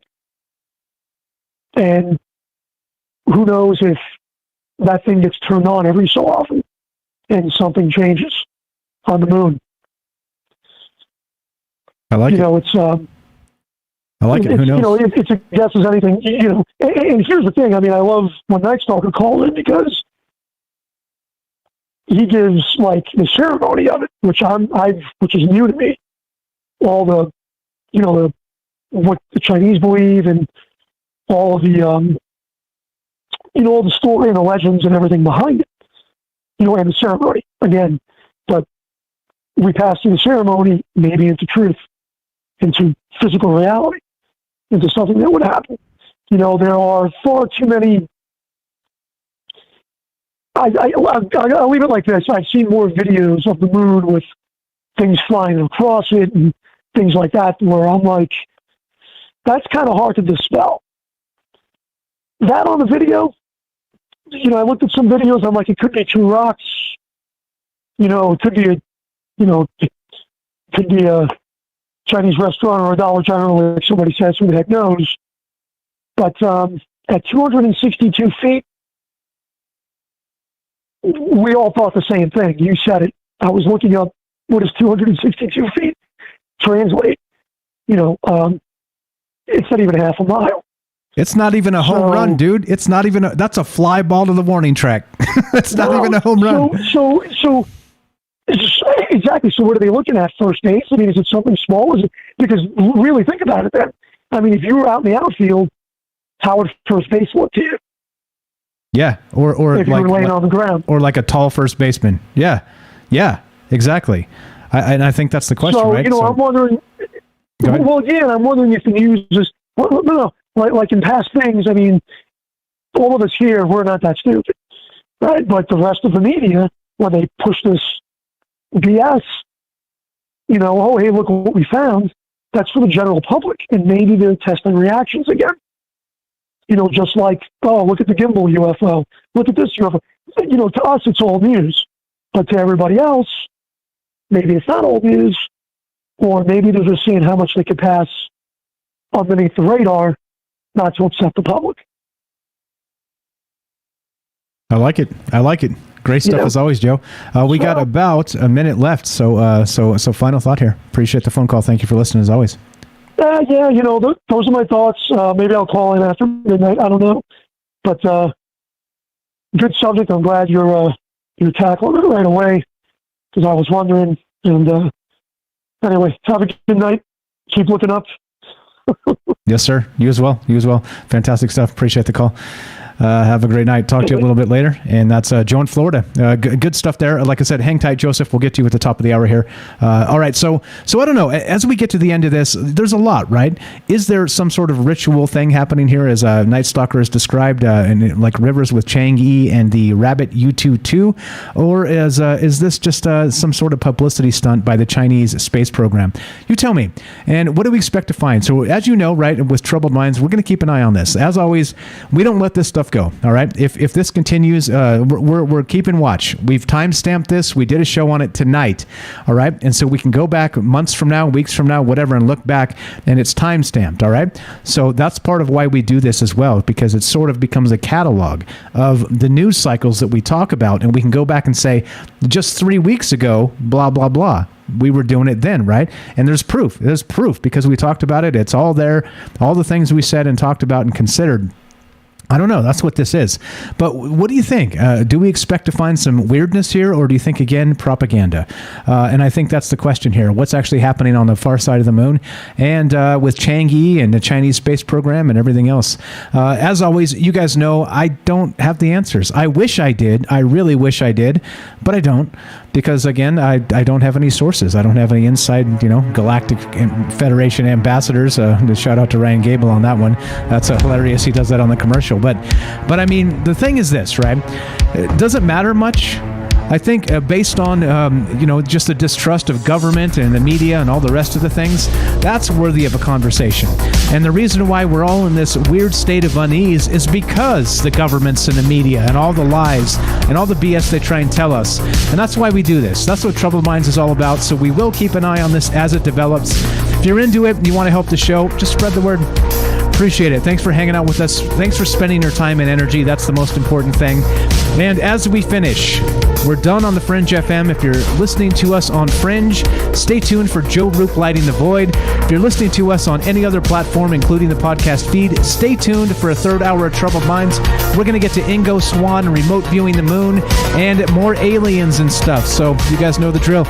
As we finish, be sure, be strong, be true. Thank you for listening. From our Troubled Minds to yours, have a great night.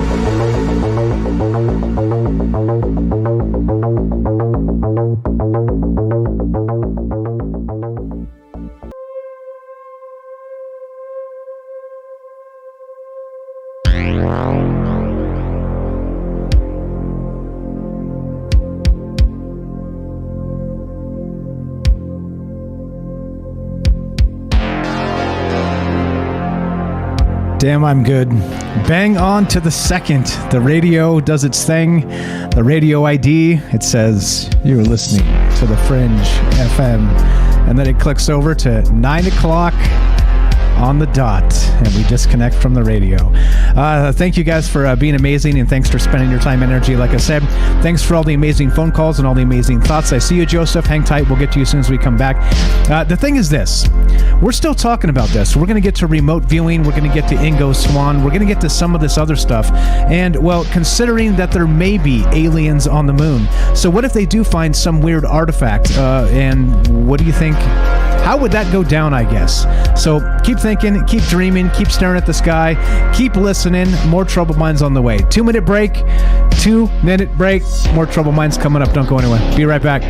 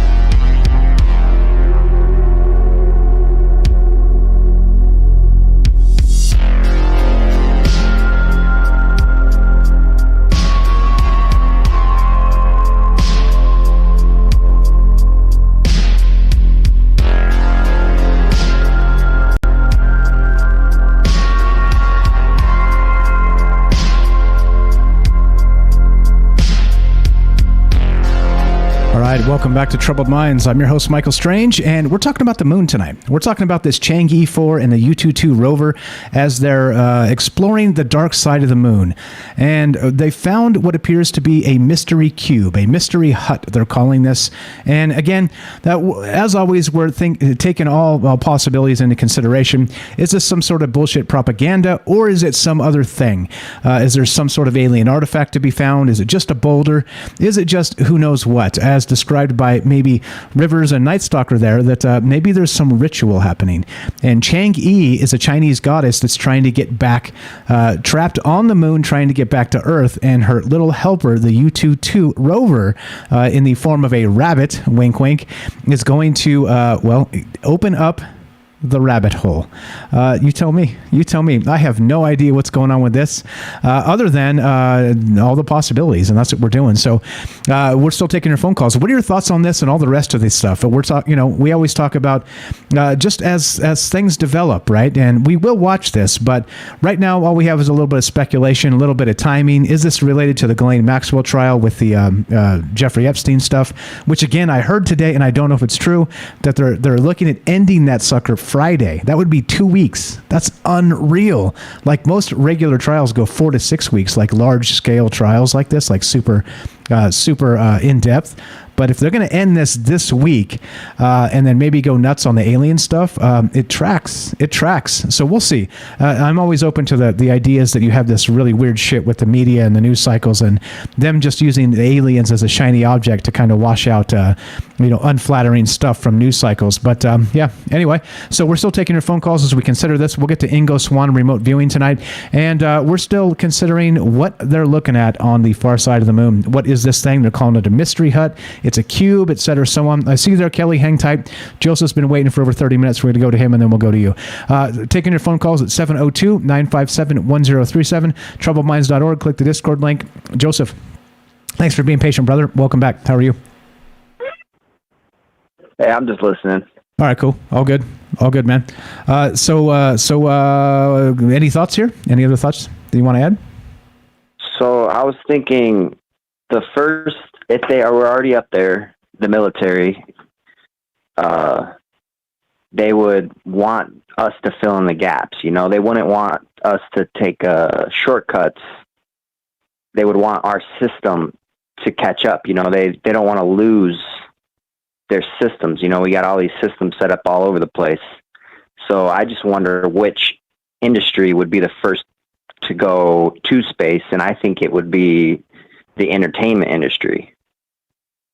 Yeah, well, by the way, I think there's a big race right now to do exactly that. I think, is it Tom Cruise is going to be film the first scene in space or some shit like that coming up? Or I think they're racing him. Somebody else is trying to, I think China is trying to beat him to it or something like this. That's happening already. You're probably... I was imagining sports. Oh, okay, nice. Imagine if you had a stadium. I mean, they spend mass amounts of money on mega stadiums, and they got mega projects that are being built right now that are unreal, that you can even see from space, So what would stop them from putting a sport in space where you have new physics for new sports? You could, I imagine, play some crazy low gravity basketball or something. I don't know. the 3-pointer from 280 feet away. Yeah. maybe. And then, and I was thinking the ritual part of it too. I think the ritual definitely ties into innocence itself. You're talking children. They're when you saw a rocket ship going off when you were a child, that sparked something in you, And I think that all ties into the truth that the media shows you, Jeffrey Epstein. They're showing you how someone with power can manipulate innocence. Even though he's got all this power in the world, look at what he is. Maybe it's just showing that the system that we have could potentially have problems. Yeah, big problems. I think that's for sure. Speaking of which, do you think Epstein's dead? Probably. Yeah, he probably got killed. Okay, but did he kill himself? But who knows, what... Did he kill himself is the question. Who knows? Yeah, no. I wouldn't say he killed himself. I don't think he would have the guts to do it in his prison cell. Unless he was, trained to do it. I don't know. You never know with them rich people. They're trained to do it quick. Yeah, and or have someone, you know, I'll pay someone, you know. If I was that rich, I'd pay someone like, hey, dude, I'll PayPal your whole family. Yeah, I don't care. You know what happened if I was in there, like, I wouldn't care if I got caught. Yeah. Well, I mean, you're already in jail for life, right? You're going to be put away forever. Why wouldn't you risk everything to get the hell out of there? There's a thing too that just happened. It was maybe a year or two ago, where they sprung a billionaire on the lam. They captured him in Japan, right, and put him in jail, and he paid off the guards. And they rolled in like something on a dolly. It was like an empty box, and they smuggled him away in the box, and like nobody ever knew. He was on a plane and gone before they realized he was even gone. Like, this is the type of shit that like billionaires can pull off, because you could pay everybody off to do it, right? I mean, look at El Chapo. They got to build like a prison for this guy, because he's just going to get helicopters fly over and pick him up. You know, I mean, it's crazy that the amount of things that these people with this kind of connections I've and money been kind can of do. getting into that mentality. I'm starting my own business, so I kind of been getting into that mentality of, you know, like, I got the money, so like you just paying people to do stuff, you know? Yeah. And it can get empowering, and it can get to you. Yeah, it can turn you into a sociopath. Yeah, turn you into a sociopath, because you start to think of people not in terms of people, you start to think of them in terms of commodities, right? And so it's different. It becomes different. Yeah, totally, 100%. Thank you again. Just so you know, so if you call back, you want to call back on the show, just make sure it's the third hour, so we don't have two calls for you in the first radio couple hours. So you're welcome to call back. Right. Just please make sure it's in the third hour. It's no sweat. What else you got for us, my man? Okay. No, that's it. Okay, good stuff as always. I appreciate it. Sports really got me. I like it. The really got me excited. The Space League, says Matt in the chat. The Space League coming to ESPN the Ocho. Oh, geez. All right, you're the best. Thanks for the call, bro. Yep. Have a great night. There you go. Good stuff. 702-957-1037. Looking to hear from you. Talking about the far side of the moon. We're talking about this Chinese rover. We're talking about Ingo Swann remote viewing. We're talking about militarization of the moon. What do you want to talk about? Basically, the reason we do this in this format, and I'm ready for all comers, is because let's consider, what did I miss? And that's part of why we do this together, because what did I miss? So I see Daryl there in the caller queue, but let's first go to Kelly. Kelly in Colorado. Whenever you're ready, my friend. Welcome to the show. How are you? Good, man. How you doing? Doing okay. As you know, living the dream, sipping maybe juice and talking about crazy shit. What do you know about the dark side of the moon, my man? Well, I don't know if anybody knows that it's not really dark on that side. They just call it dark side because we never see it. Yeah. I was talking about that earlier. So it does get sunlight. It's just it's the far side of the moon is more accurate. Yeah, and the whole point too is I heard someone commenting about it rotates on its axis. I don't believe that one bit. I've looked into it, and they were talking. Science tries to makes you believe that it rotates slowly, and it's like the reason why it always shows that one side is because it rotates. It's like a timing thing. It rotates from at the same time as the planet Earth. But if that was the case, then other parts of the planet of the Earth would only see certain parts of the moon. We always see the same side, the same face, no matter where you are on the planet. So that thing does not rotate. Yes, it rotates around the planet, but it doesn't rotate on its own axis. Yeah, that seems strange to me. I'm kind of inclined to agree with you that it's mind-boggling to consider it spins so perfectly that we only ever see one side of it. That seems weird. Yeah. See, yeah.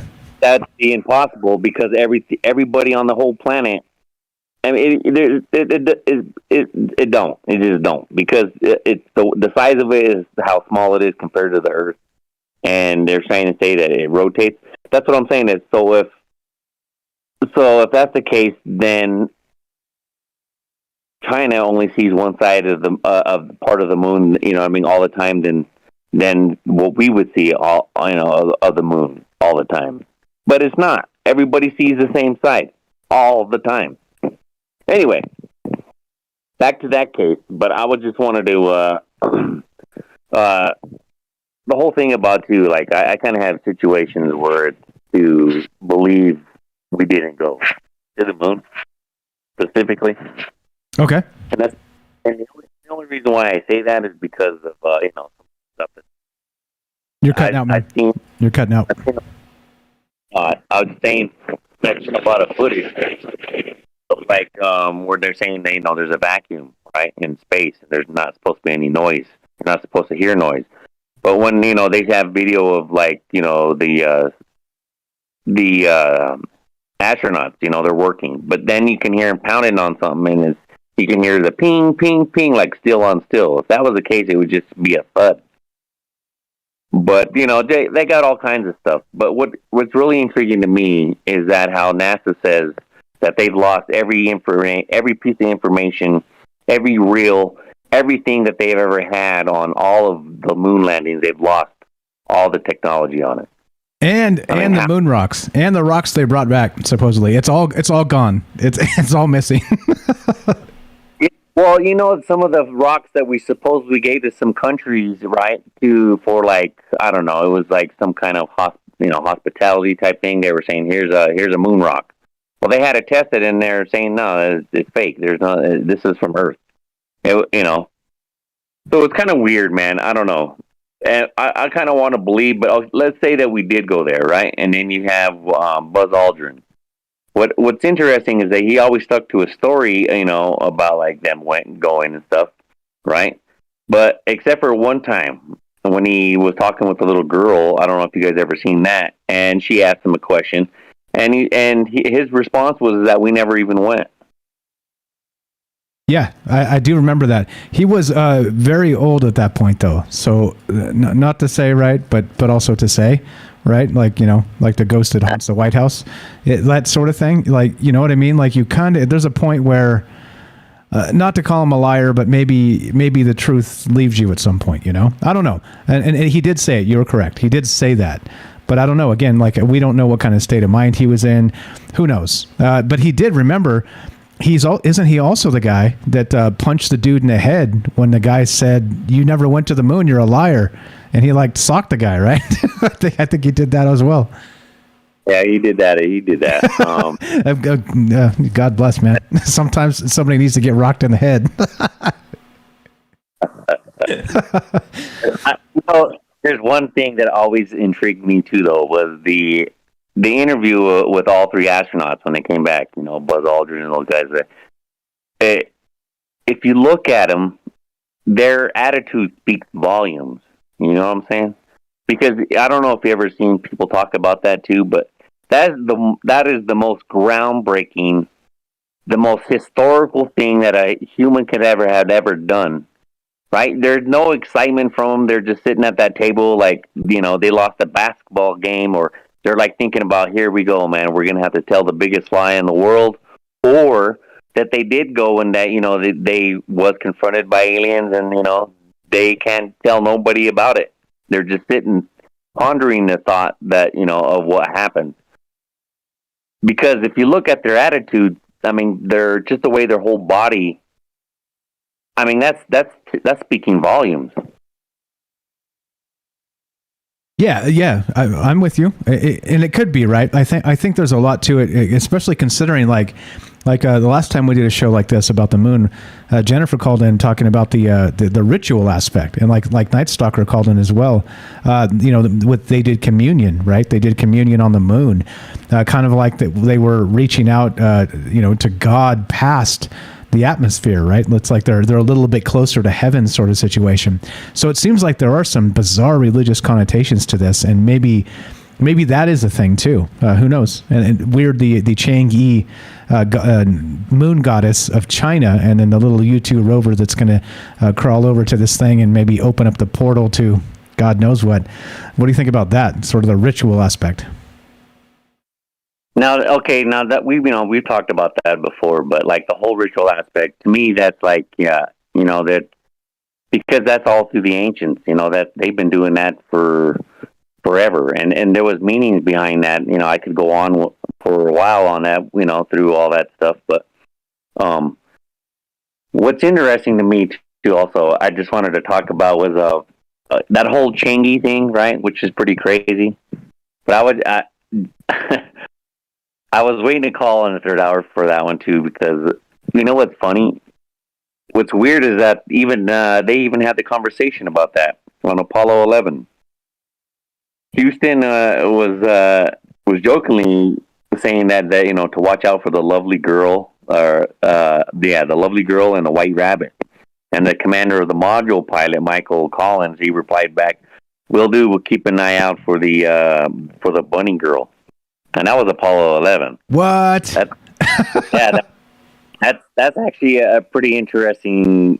Because everybody was like wondering what the hell they're talking about, but it was about that Chinese story. Yeah, it was. It was just a quick brief thing on it, but yeah, they kind of like jokingly brought that up, and that was back in Apollo 11. That's pretty wild. Yeah, that's crazy stuff. So I wonder then, right? So is there something to that? Jennifer also stated earlier in the chat there that they're also sending people's ashes to Mars. Is that happening? Oh, geez. Or to the moon. I'm sorry, to the moon, not to Mars. To the moon. I do that all the time. I think moon and I say Mars. But yeah, to the moon. I don't know. Crazy stuff. What? So, yeah. Watch out for the beautiful woman in the white rabbit hole style. Okay, there was another one I kind of want to talk about with the moon. Is kind of how some people believe. I believe it's artificial. I believe that it was, or it's I don't know, man. It has to be artificial. I mean, it's got like a force field around it because, I mean, I have pictures where they're like close-ups, but of the new Chinese ones that they took, well, they were, slowly descending, But what's crazy is it's the truth is that like all the craters that were an impact from like whatever the impact it, right? It could be anything, but let's say asteroids, but everything is the same depth. It doesn't go it doesn't matter how big it is. It's all when it hits the moon. The crater depth it only goes down to a certain point. It doesn't go any further, which is interesting. That's another thing that could say that it's artificial. I mean, like we were just talking about how it's perfectly there for the total eclipse. The distance from the Earth. Yeah, exactly. Think about that. There's a lot of things that are super bizarre about the moon. It has to be at the perfect distance to actually cover the sun and have it be a perfect eclipse, right? And it is. It's at that exact distance. And like you were saying, if it's tidally locked or if it's spinning, how the hell does it spin and we always see the same side? That makes no damn sense to me. There's a whole lot of like really odd mathematical synchronicity that the moon has to be just exactly where it is for shit to be the way we see it. And that's wild, man. That's pretty wild. Yeah. Another thing too is that there's actually ancient stories.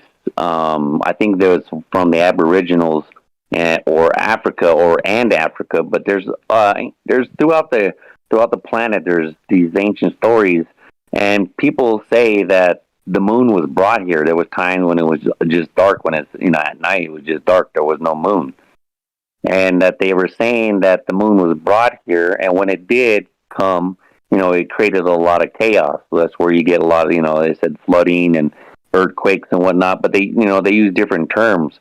And I kind of wonder if that was the case, if that type of story, that's where you would probably get stories of like the deluge, and biblical times and stuff like that, because it's pretty crazy.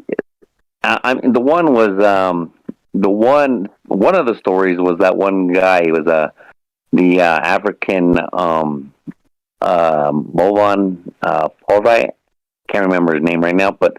In his story, he says that in their ancient talks about it, they talked that it was two reptilian brothers that brought the moon here, so we could have it in the sky, create tidal waves and all that other stuff. But that's one story. But then again, like I said, I think it was the Aboriginals. They said that it was brought here, and when it did, it was like chaos.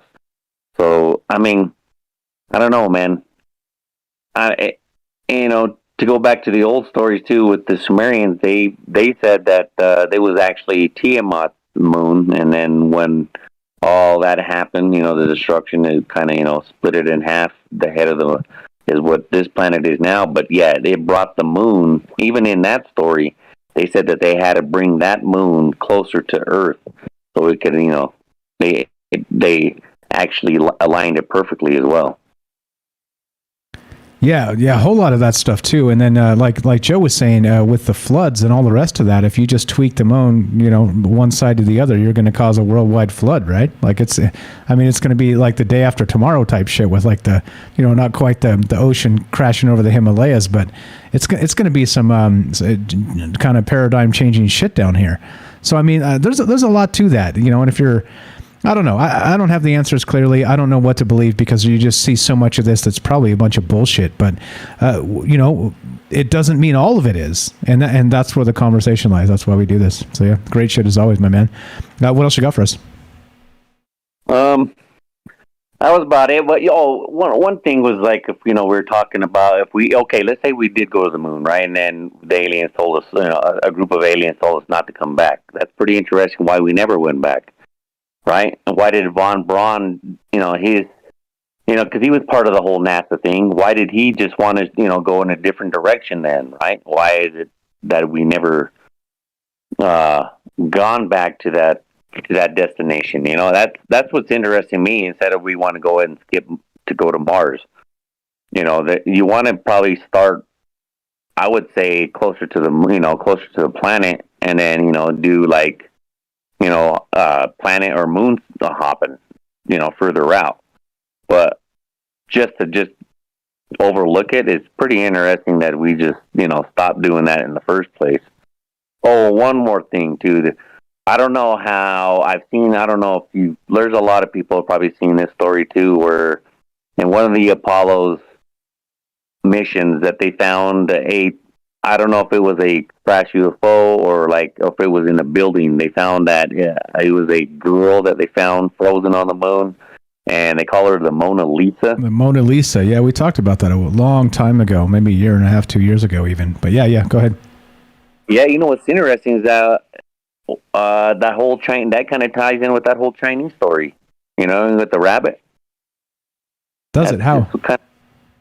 That's just kind of weird. I don't know. To me, it's just kind of weird. It's like, that they... I don't know how true that story is, that they found that girl, but why is she asleep on the, found her, asleep, or is she dead or asleep?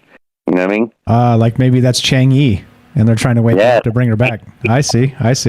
That's wild. That's pretty wild.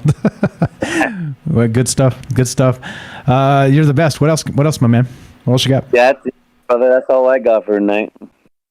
Thank you so much, Kelly. You're the best. Been with us for a very long time. Appreciate it, brother from another mother. Thanks for calling in. Thanks for spending your time with us. Tell Michelle we said hi, okay? You, man. Thanks a lot. Thanks, brother. Have a great night. All right, we're taking phone calls. We're still doing this. That's Kelly in Colorado. He's been listening to the show and contributing for a very long time, literally years at this point. He was the first caller I can remember, and he's been calling in ever since on at least a weekly basis and sometimes every show. So thank you, Kelly, for being part of this. It's a very, very good stuff. So what we're talking about again tonight is this weirdness, right? We got this weird stuff going on the dark side of the moon here, and it's known as the Mystery Hut. They're calling it the Mystery Hut. And so is there some sort of correlation to this Chinese mythology with Chang'e, the moon goddess that seems to be stuck on the moon and needs to get back to Earth somehow, and her little helper, U-22, which would be the rabbit or the rover. And by the way, the Chang'e 4 mission, Chang'e itself is the name of that goddess. Chang'e 4 was the spacecraft that went and dropped the U-22 rover actually onto the moon. So bizarrely enough, if this is some sort of ritual to bring the goddess Chang'e back to the Earth, then there's some odd synchronicities here. Is this an accident, or is this no accident at all? You tell me. Still taking your calls as we consider this. We'll get to Ingo Swan tonight, but like I said, I'd rather hear from you guys. If you have thoughts on this, what do you think is on the dark side of the moon? Do you think this is a mystery hut, as they're calling it, or is it just a rock, or some kind of Chinese propaganda bullshit? I'm okay with all of that, because if you don't consider all the things, I think you miss some things. Well, that's why we do it in the format we do it, and that's why it's more important to hear from you guys than it is to hear from any expert out there. So you guys are the experts as far as I'm concerned. So there we go. What's up? All right, see you guys in the chat. All right, so we're still taking your phone calls if you want to be part of the show. 702-957-1037. That's 702-957-1037. You can click the Discord link at troubledminds.org. Let's go to our good friend Daryl in New York. Daryl, welcome to the show. How are you? Test 1, 2. Are you there? Daryl, are you there? The light is green, but I don't know if you're talking. Test 1, 2. Daryl, are you there? Yes, I'm here. Hello? Hello, hello. What's up? Hi. Can you hear me? Loud. Welcome to the show. How are you? Oh, good. Very good show. Interesting topic. I was thinking, remember when they first came back from the moon? And also I was thinking the correlation between Antarctica and the moon, and the reaction that the astronauts had, they weren't like gleeful, they weren't cheerful, like they were very somber. And if Neil Armstrong saw what he said he saw, I don't know how well prepared you think the astronauts were for, let's say, encountering life on the moon, or aliens, or spaceships, or some kind of base that they might have seen, some crafts, that was, how prepared were they to actually witness that? And I think about the scientists that were in Antarctica that were rescued. I don't know if you heard this story about this pilot that worked in Antarctica, and he was supposed to fly missions. It was his job. He worked for the Army, and he was told to pick up these scientists, but don't question them.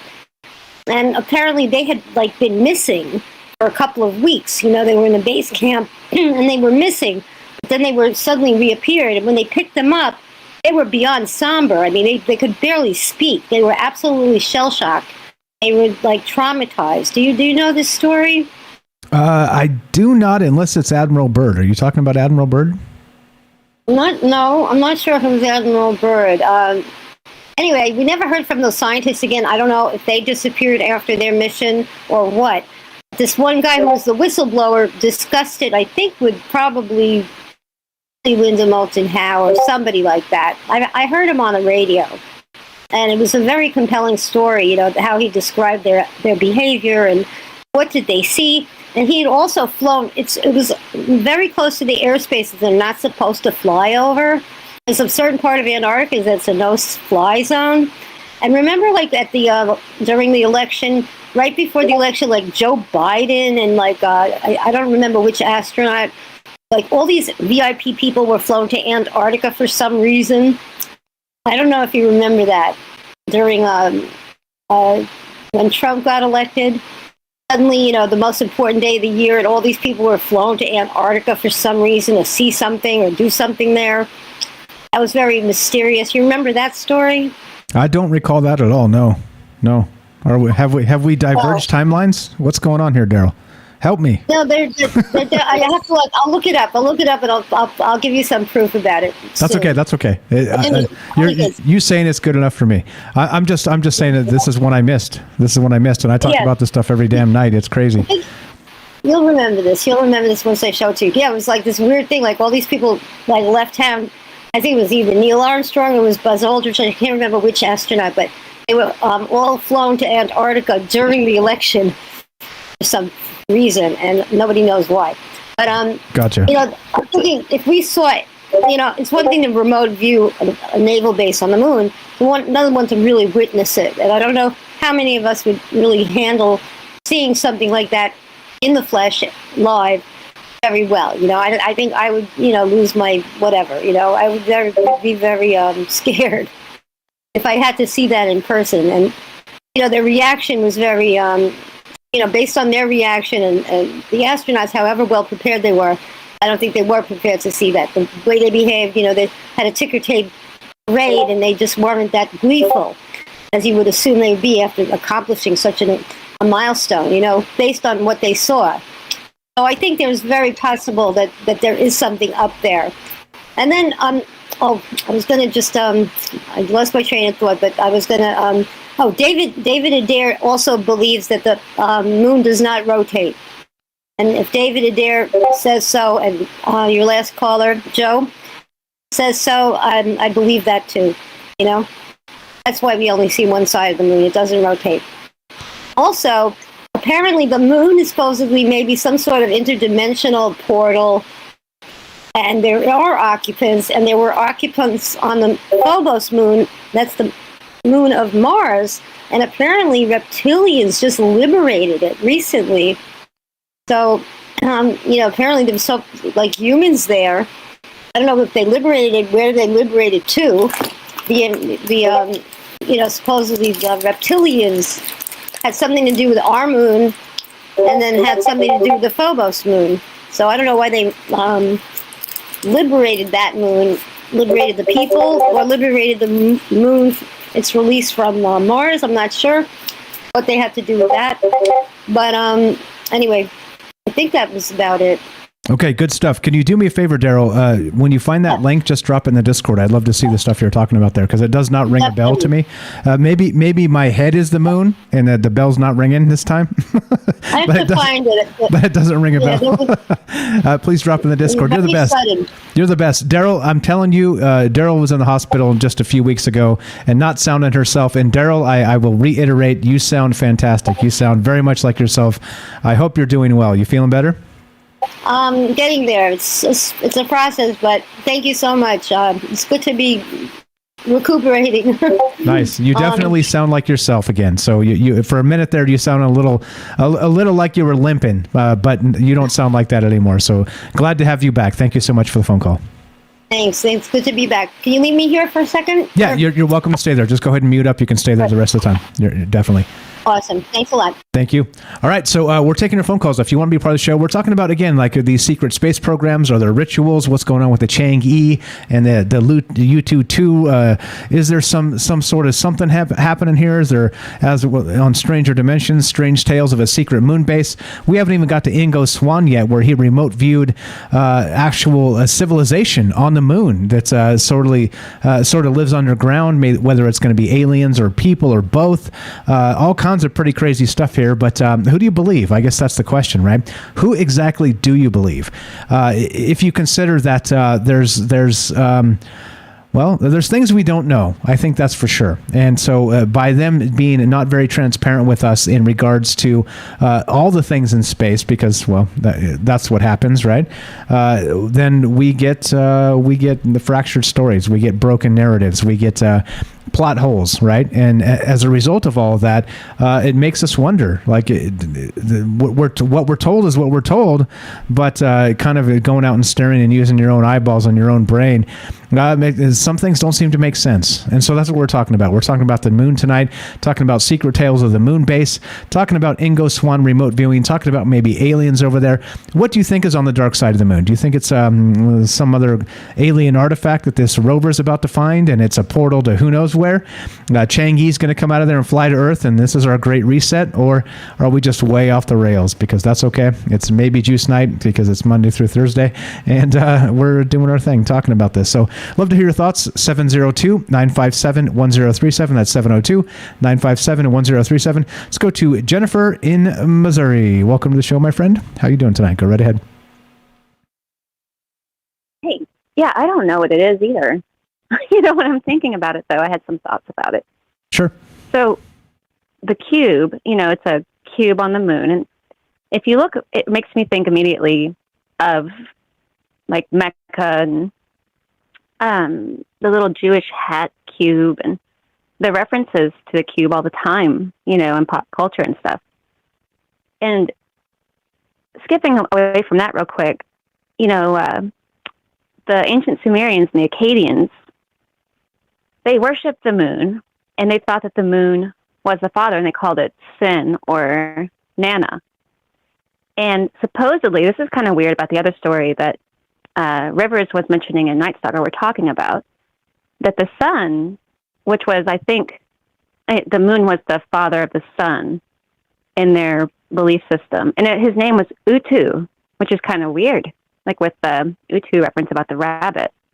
But, okay, so their ziggurats in their latitude and longitude are kind of, there's some kind of relation to Göbekli Tepe. I'm not sure how you pronounce the first part.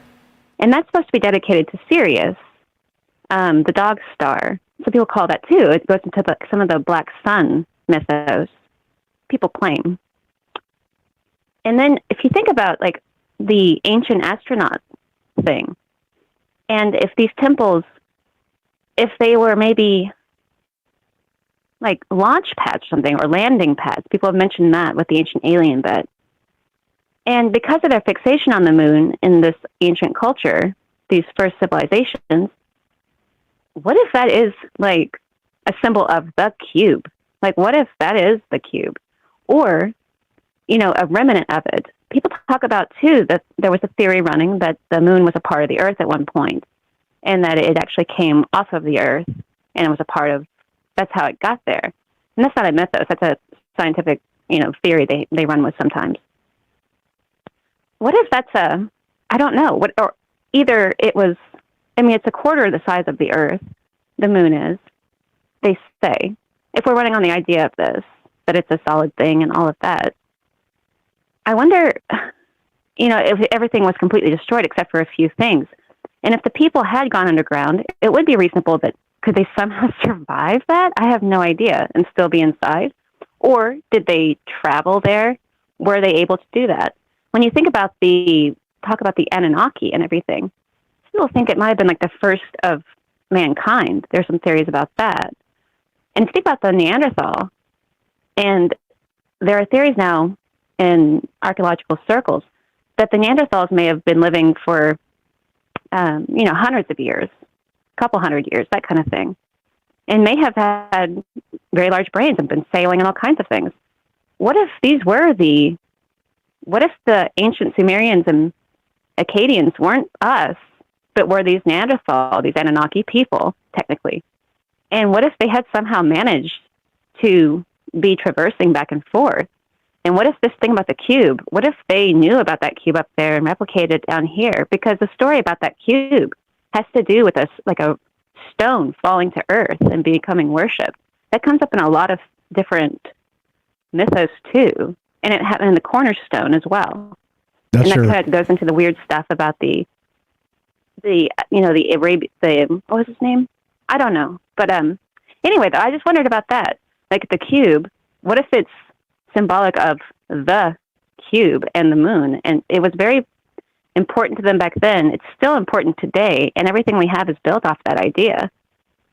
And the whole thing about the moon, too, maybe being a intersection of death. You talk about gravity and the grave and everything. In those mythos, they believed that when you died, you would go to the moon. A lot of them thought that, and that the moon was also the giver of all life. And so, I don't know, but if it's maybe it's a temple of some kind. Wouldn't that be wild? If it's there. Wouldn't that be wild? they're like, knock, knock, and somebody opens the door. Can I help you? If it's a temple? Because, I mean, who knows? But some people have theorized that if you look at some of those old ziggurats, like the Temple of Ur, of the Akkadians, the way it was constructed, it looks like a huge platform. It really does. And the Tower of Babel, too. People have speculated that maybe that was, well, I think it's been speculated, that it could have been like a launching mechanism. It looks very similar to our launch pads. We're doing it now. Why didn't they? Maybe they did it then with different technologies. If we do it, if that's what's happening, going on that theory anyway, that we are able to go up there and do that. But, because you have to go ahead and take that mindset to address this at all, you know. But, what if those temples weren't temples at all? Like, maybe they look at our launch pads and think that these are temples we have here, you know, in our timeline. So, I don't know. Maybe if there is a square cube object on the moon, someone put it there, obviously, you know, because it doesn't happen in nature. A cube doesn't happen in nature. And what if it's somehow a temple to this, in a replica almost, or a similarity, or they're aware of it from ancient history? And that's why you have Mecca and all of that talk, you know, because those are descended also from the moon worshippers in a way.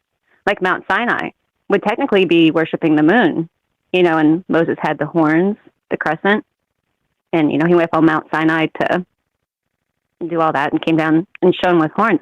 So it makes you kind of wonder, if they weren't just very fixated on this and some people even theorize that people may have come from the moon, that humanity may have come from the moon. It was the first Earth, and they have stories about that and old belief systems. I'm not going to call it folklore because it was religious beliefs, you know. They thought it was the first home, which it doesn't hurt, because if the moon did come from the Earth and was hit by a planet or something and it divided itself, then technically they would still know, if people had survived it by going underground or in these caves, that was once part of them, and there may be somebody still on it or in it, or maybe still hoping for their ancestors to be alive on that chunk of the moon or something. I don't know, but it's really weird. If there's a cube there, if there's a freaking cube on the moon, somebody put it there. You know? Yeah. And we have it down here too. Yeah, right, exactly. And great insight as always. Lily says, always brilliant insight she has from her research. You are very much appreciated, Jennifer. So let me ask you this then. If this is the case here and there is some sort of structure on the moon, how likely do you think it is that let's just take a shot of the maybe juice and say, all right, this is going to be something bizarre. Do you think they're going to let us know about this, or do you think it's going to kind of go dark and they're going to hope we forget? I think they communicate with each other through this type of symbology. And so I think if we pick up on it, you know, we don't really know what we're looking at. But they may be communicating with each other something about it, or trying to reveal something for some reason. But I don't think that they want to tell us any of that, because they'd have to, because obviously they haven't. But we see all this, you know, this information around us. That's where we're getting it from. That's where I'm getting it from. That's where we all get it from. It's because we're seeing it in the information around us. So we are getting the message. But I don't know if they're not being transparent about it. They kind of just leave you to kind of do what we're doing and not really know, because there's no final answer.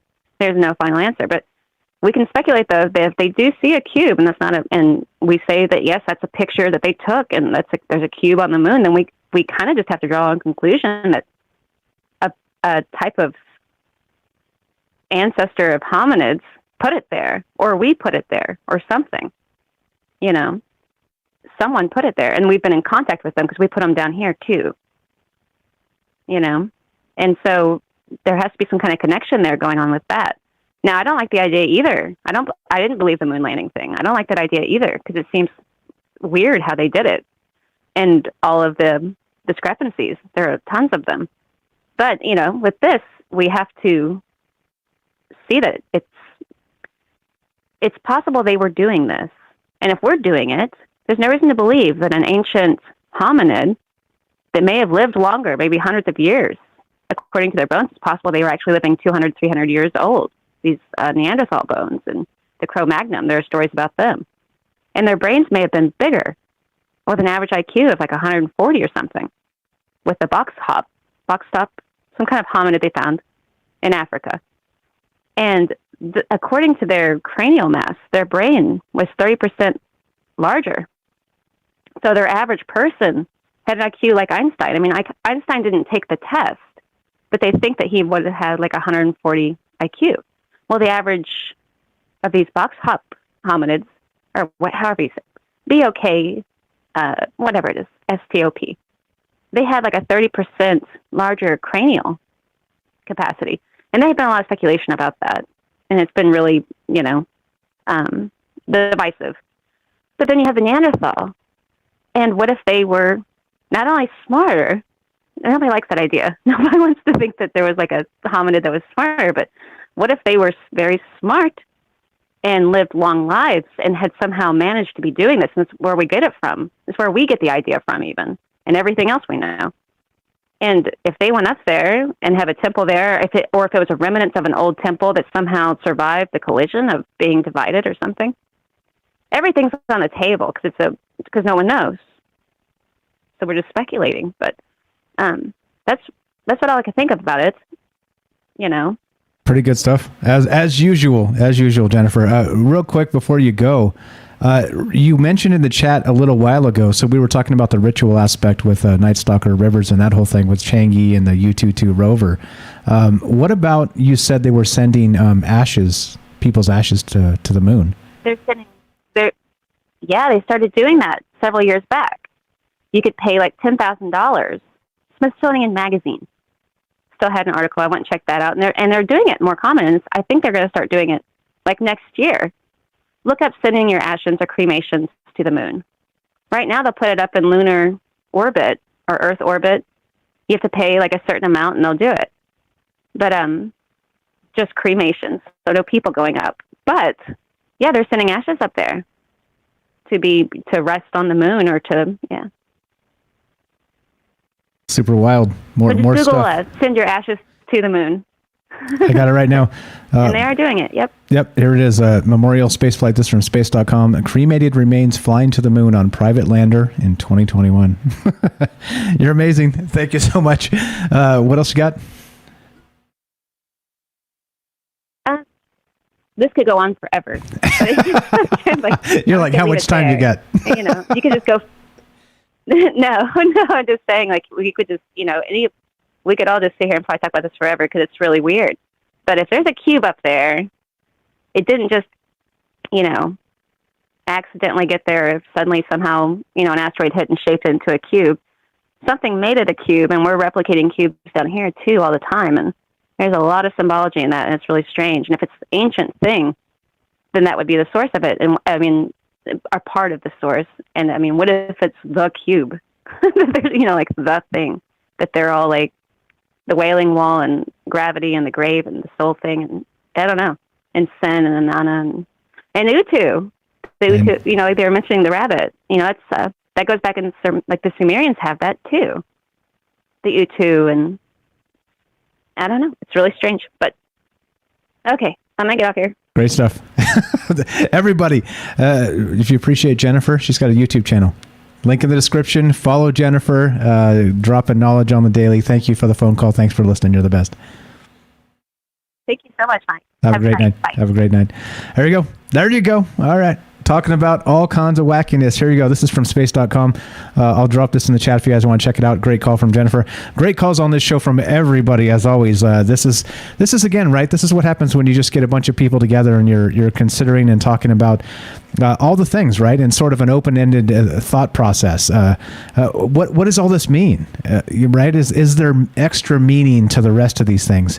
And again, back to the, so as Jennifer was describing, the cube, right? Is this coincidence, right? Is this a thing? If it's a thing, then, well, what about the rest of this? What about what did Einstein say? She brought up Einstein and his IQ level, 140 or so, right? And just estimating because, well, we can't know because he didn't take any IQ tests. But, right, everybody says Einsteinian level intelligence, so clearly the dude was smart as hell. Well, you know what Einstein did say? He said, and this is a quote, by the way, I'll botch it, but he said something to this effect. Coincidence is God's way of remaining anonymous. And that's pretty wild. And now we have some coincidence. We have some pretty interesting something going on the dark side of the moon. Is this a cube? Is this, again, we don't know. It's kind of a blurry image at this point. It does seem to be that there's something out there. But what is it?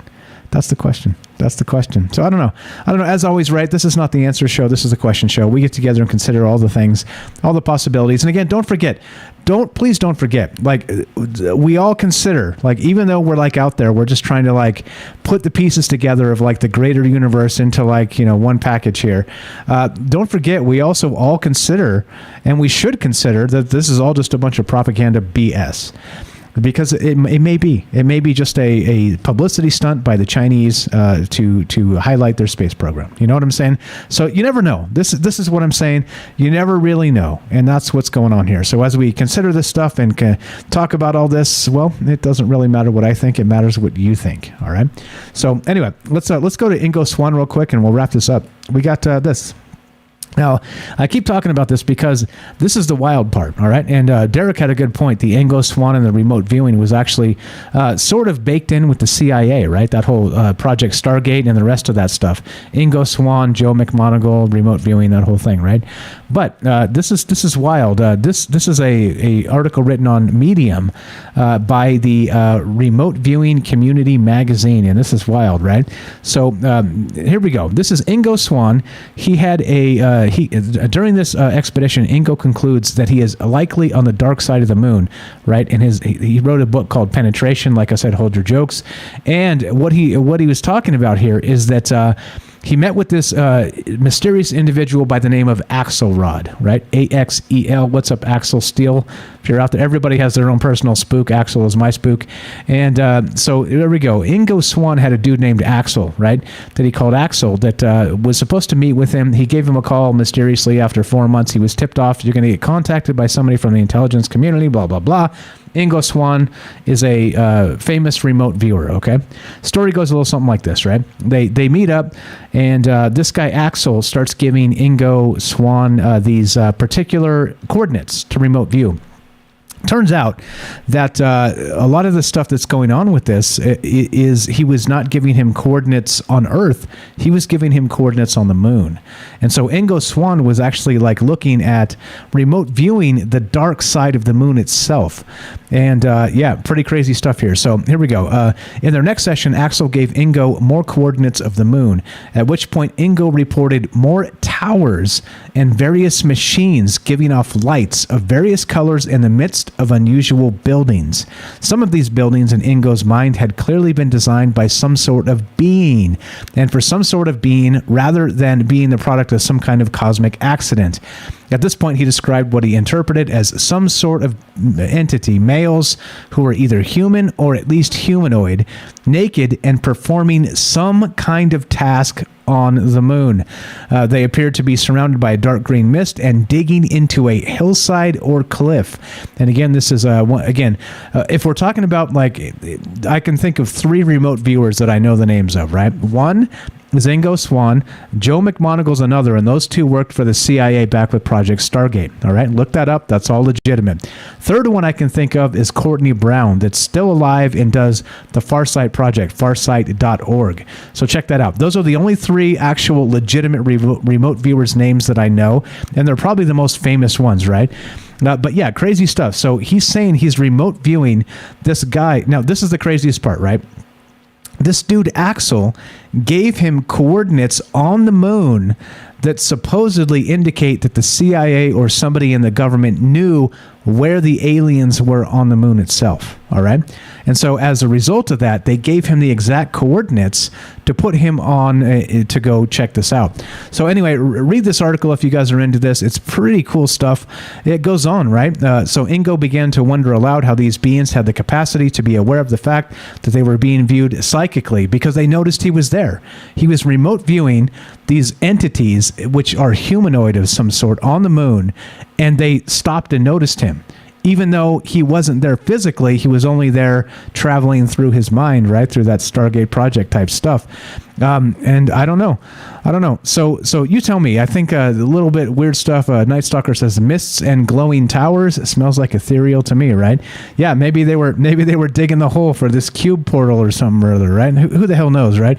Anyway, this goes on and on. This is a pretty long article, and it's a fascinating story, but it does relate to exactly what we're talking about, because one of the most notable remote viewers ever was actually part of this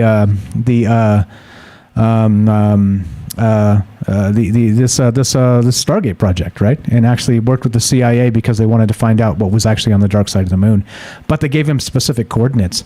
And the article goes on. So this is again from a book by Ingo Swann called Penetration, and you can read that yourself. All the links are in the description below. All the good stuff is there.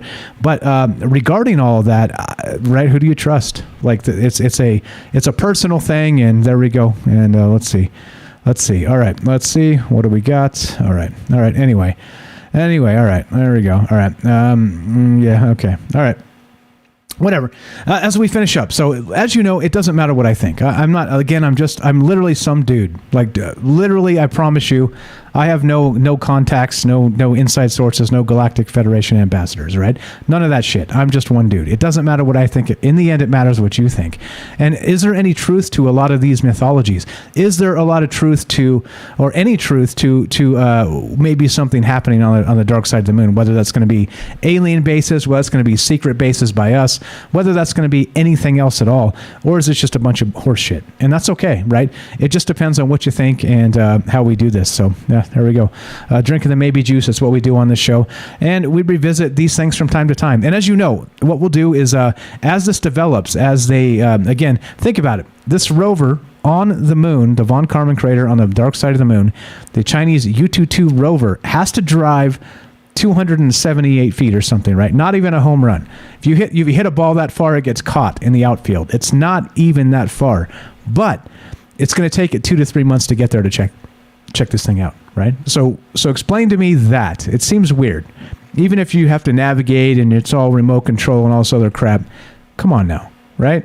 I don't know. There's some fishy stuff going on here, but I don't know. So we'll see. We'll keep an eye on this as it develops, and we'll do our thing and consider all the things, because why the hell not? And there you go. As we finish this up, let's see. Usually we do a J-tro, but I think Jay might be indisposed currently because he has got some kids and he has to usually put them to bed and whatnot. So no sweat. We'll do it. We'll do it the old school way.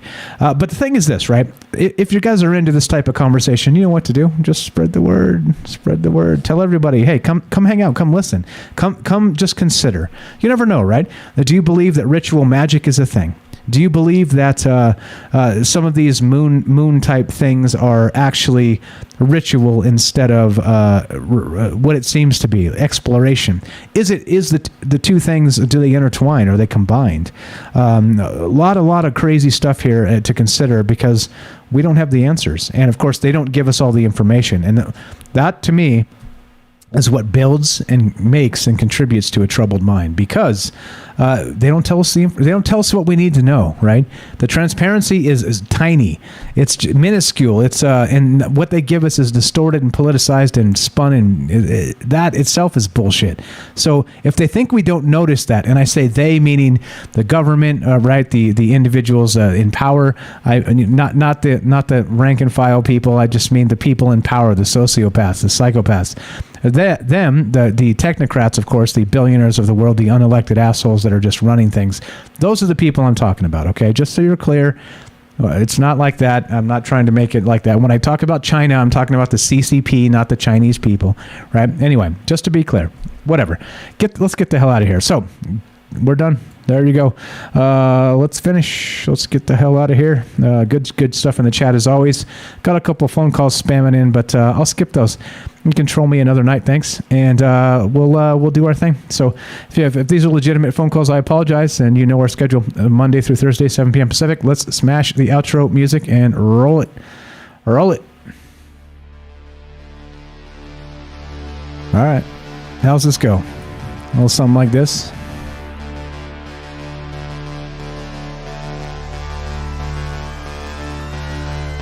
All right.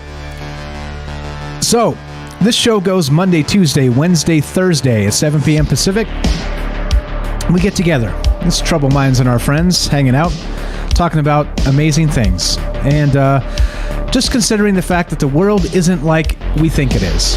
And what that means is considering all the possibilities. And all the possibilities tend to get wild.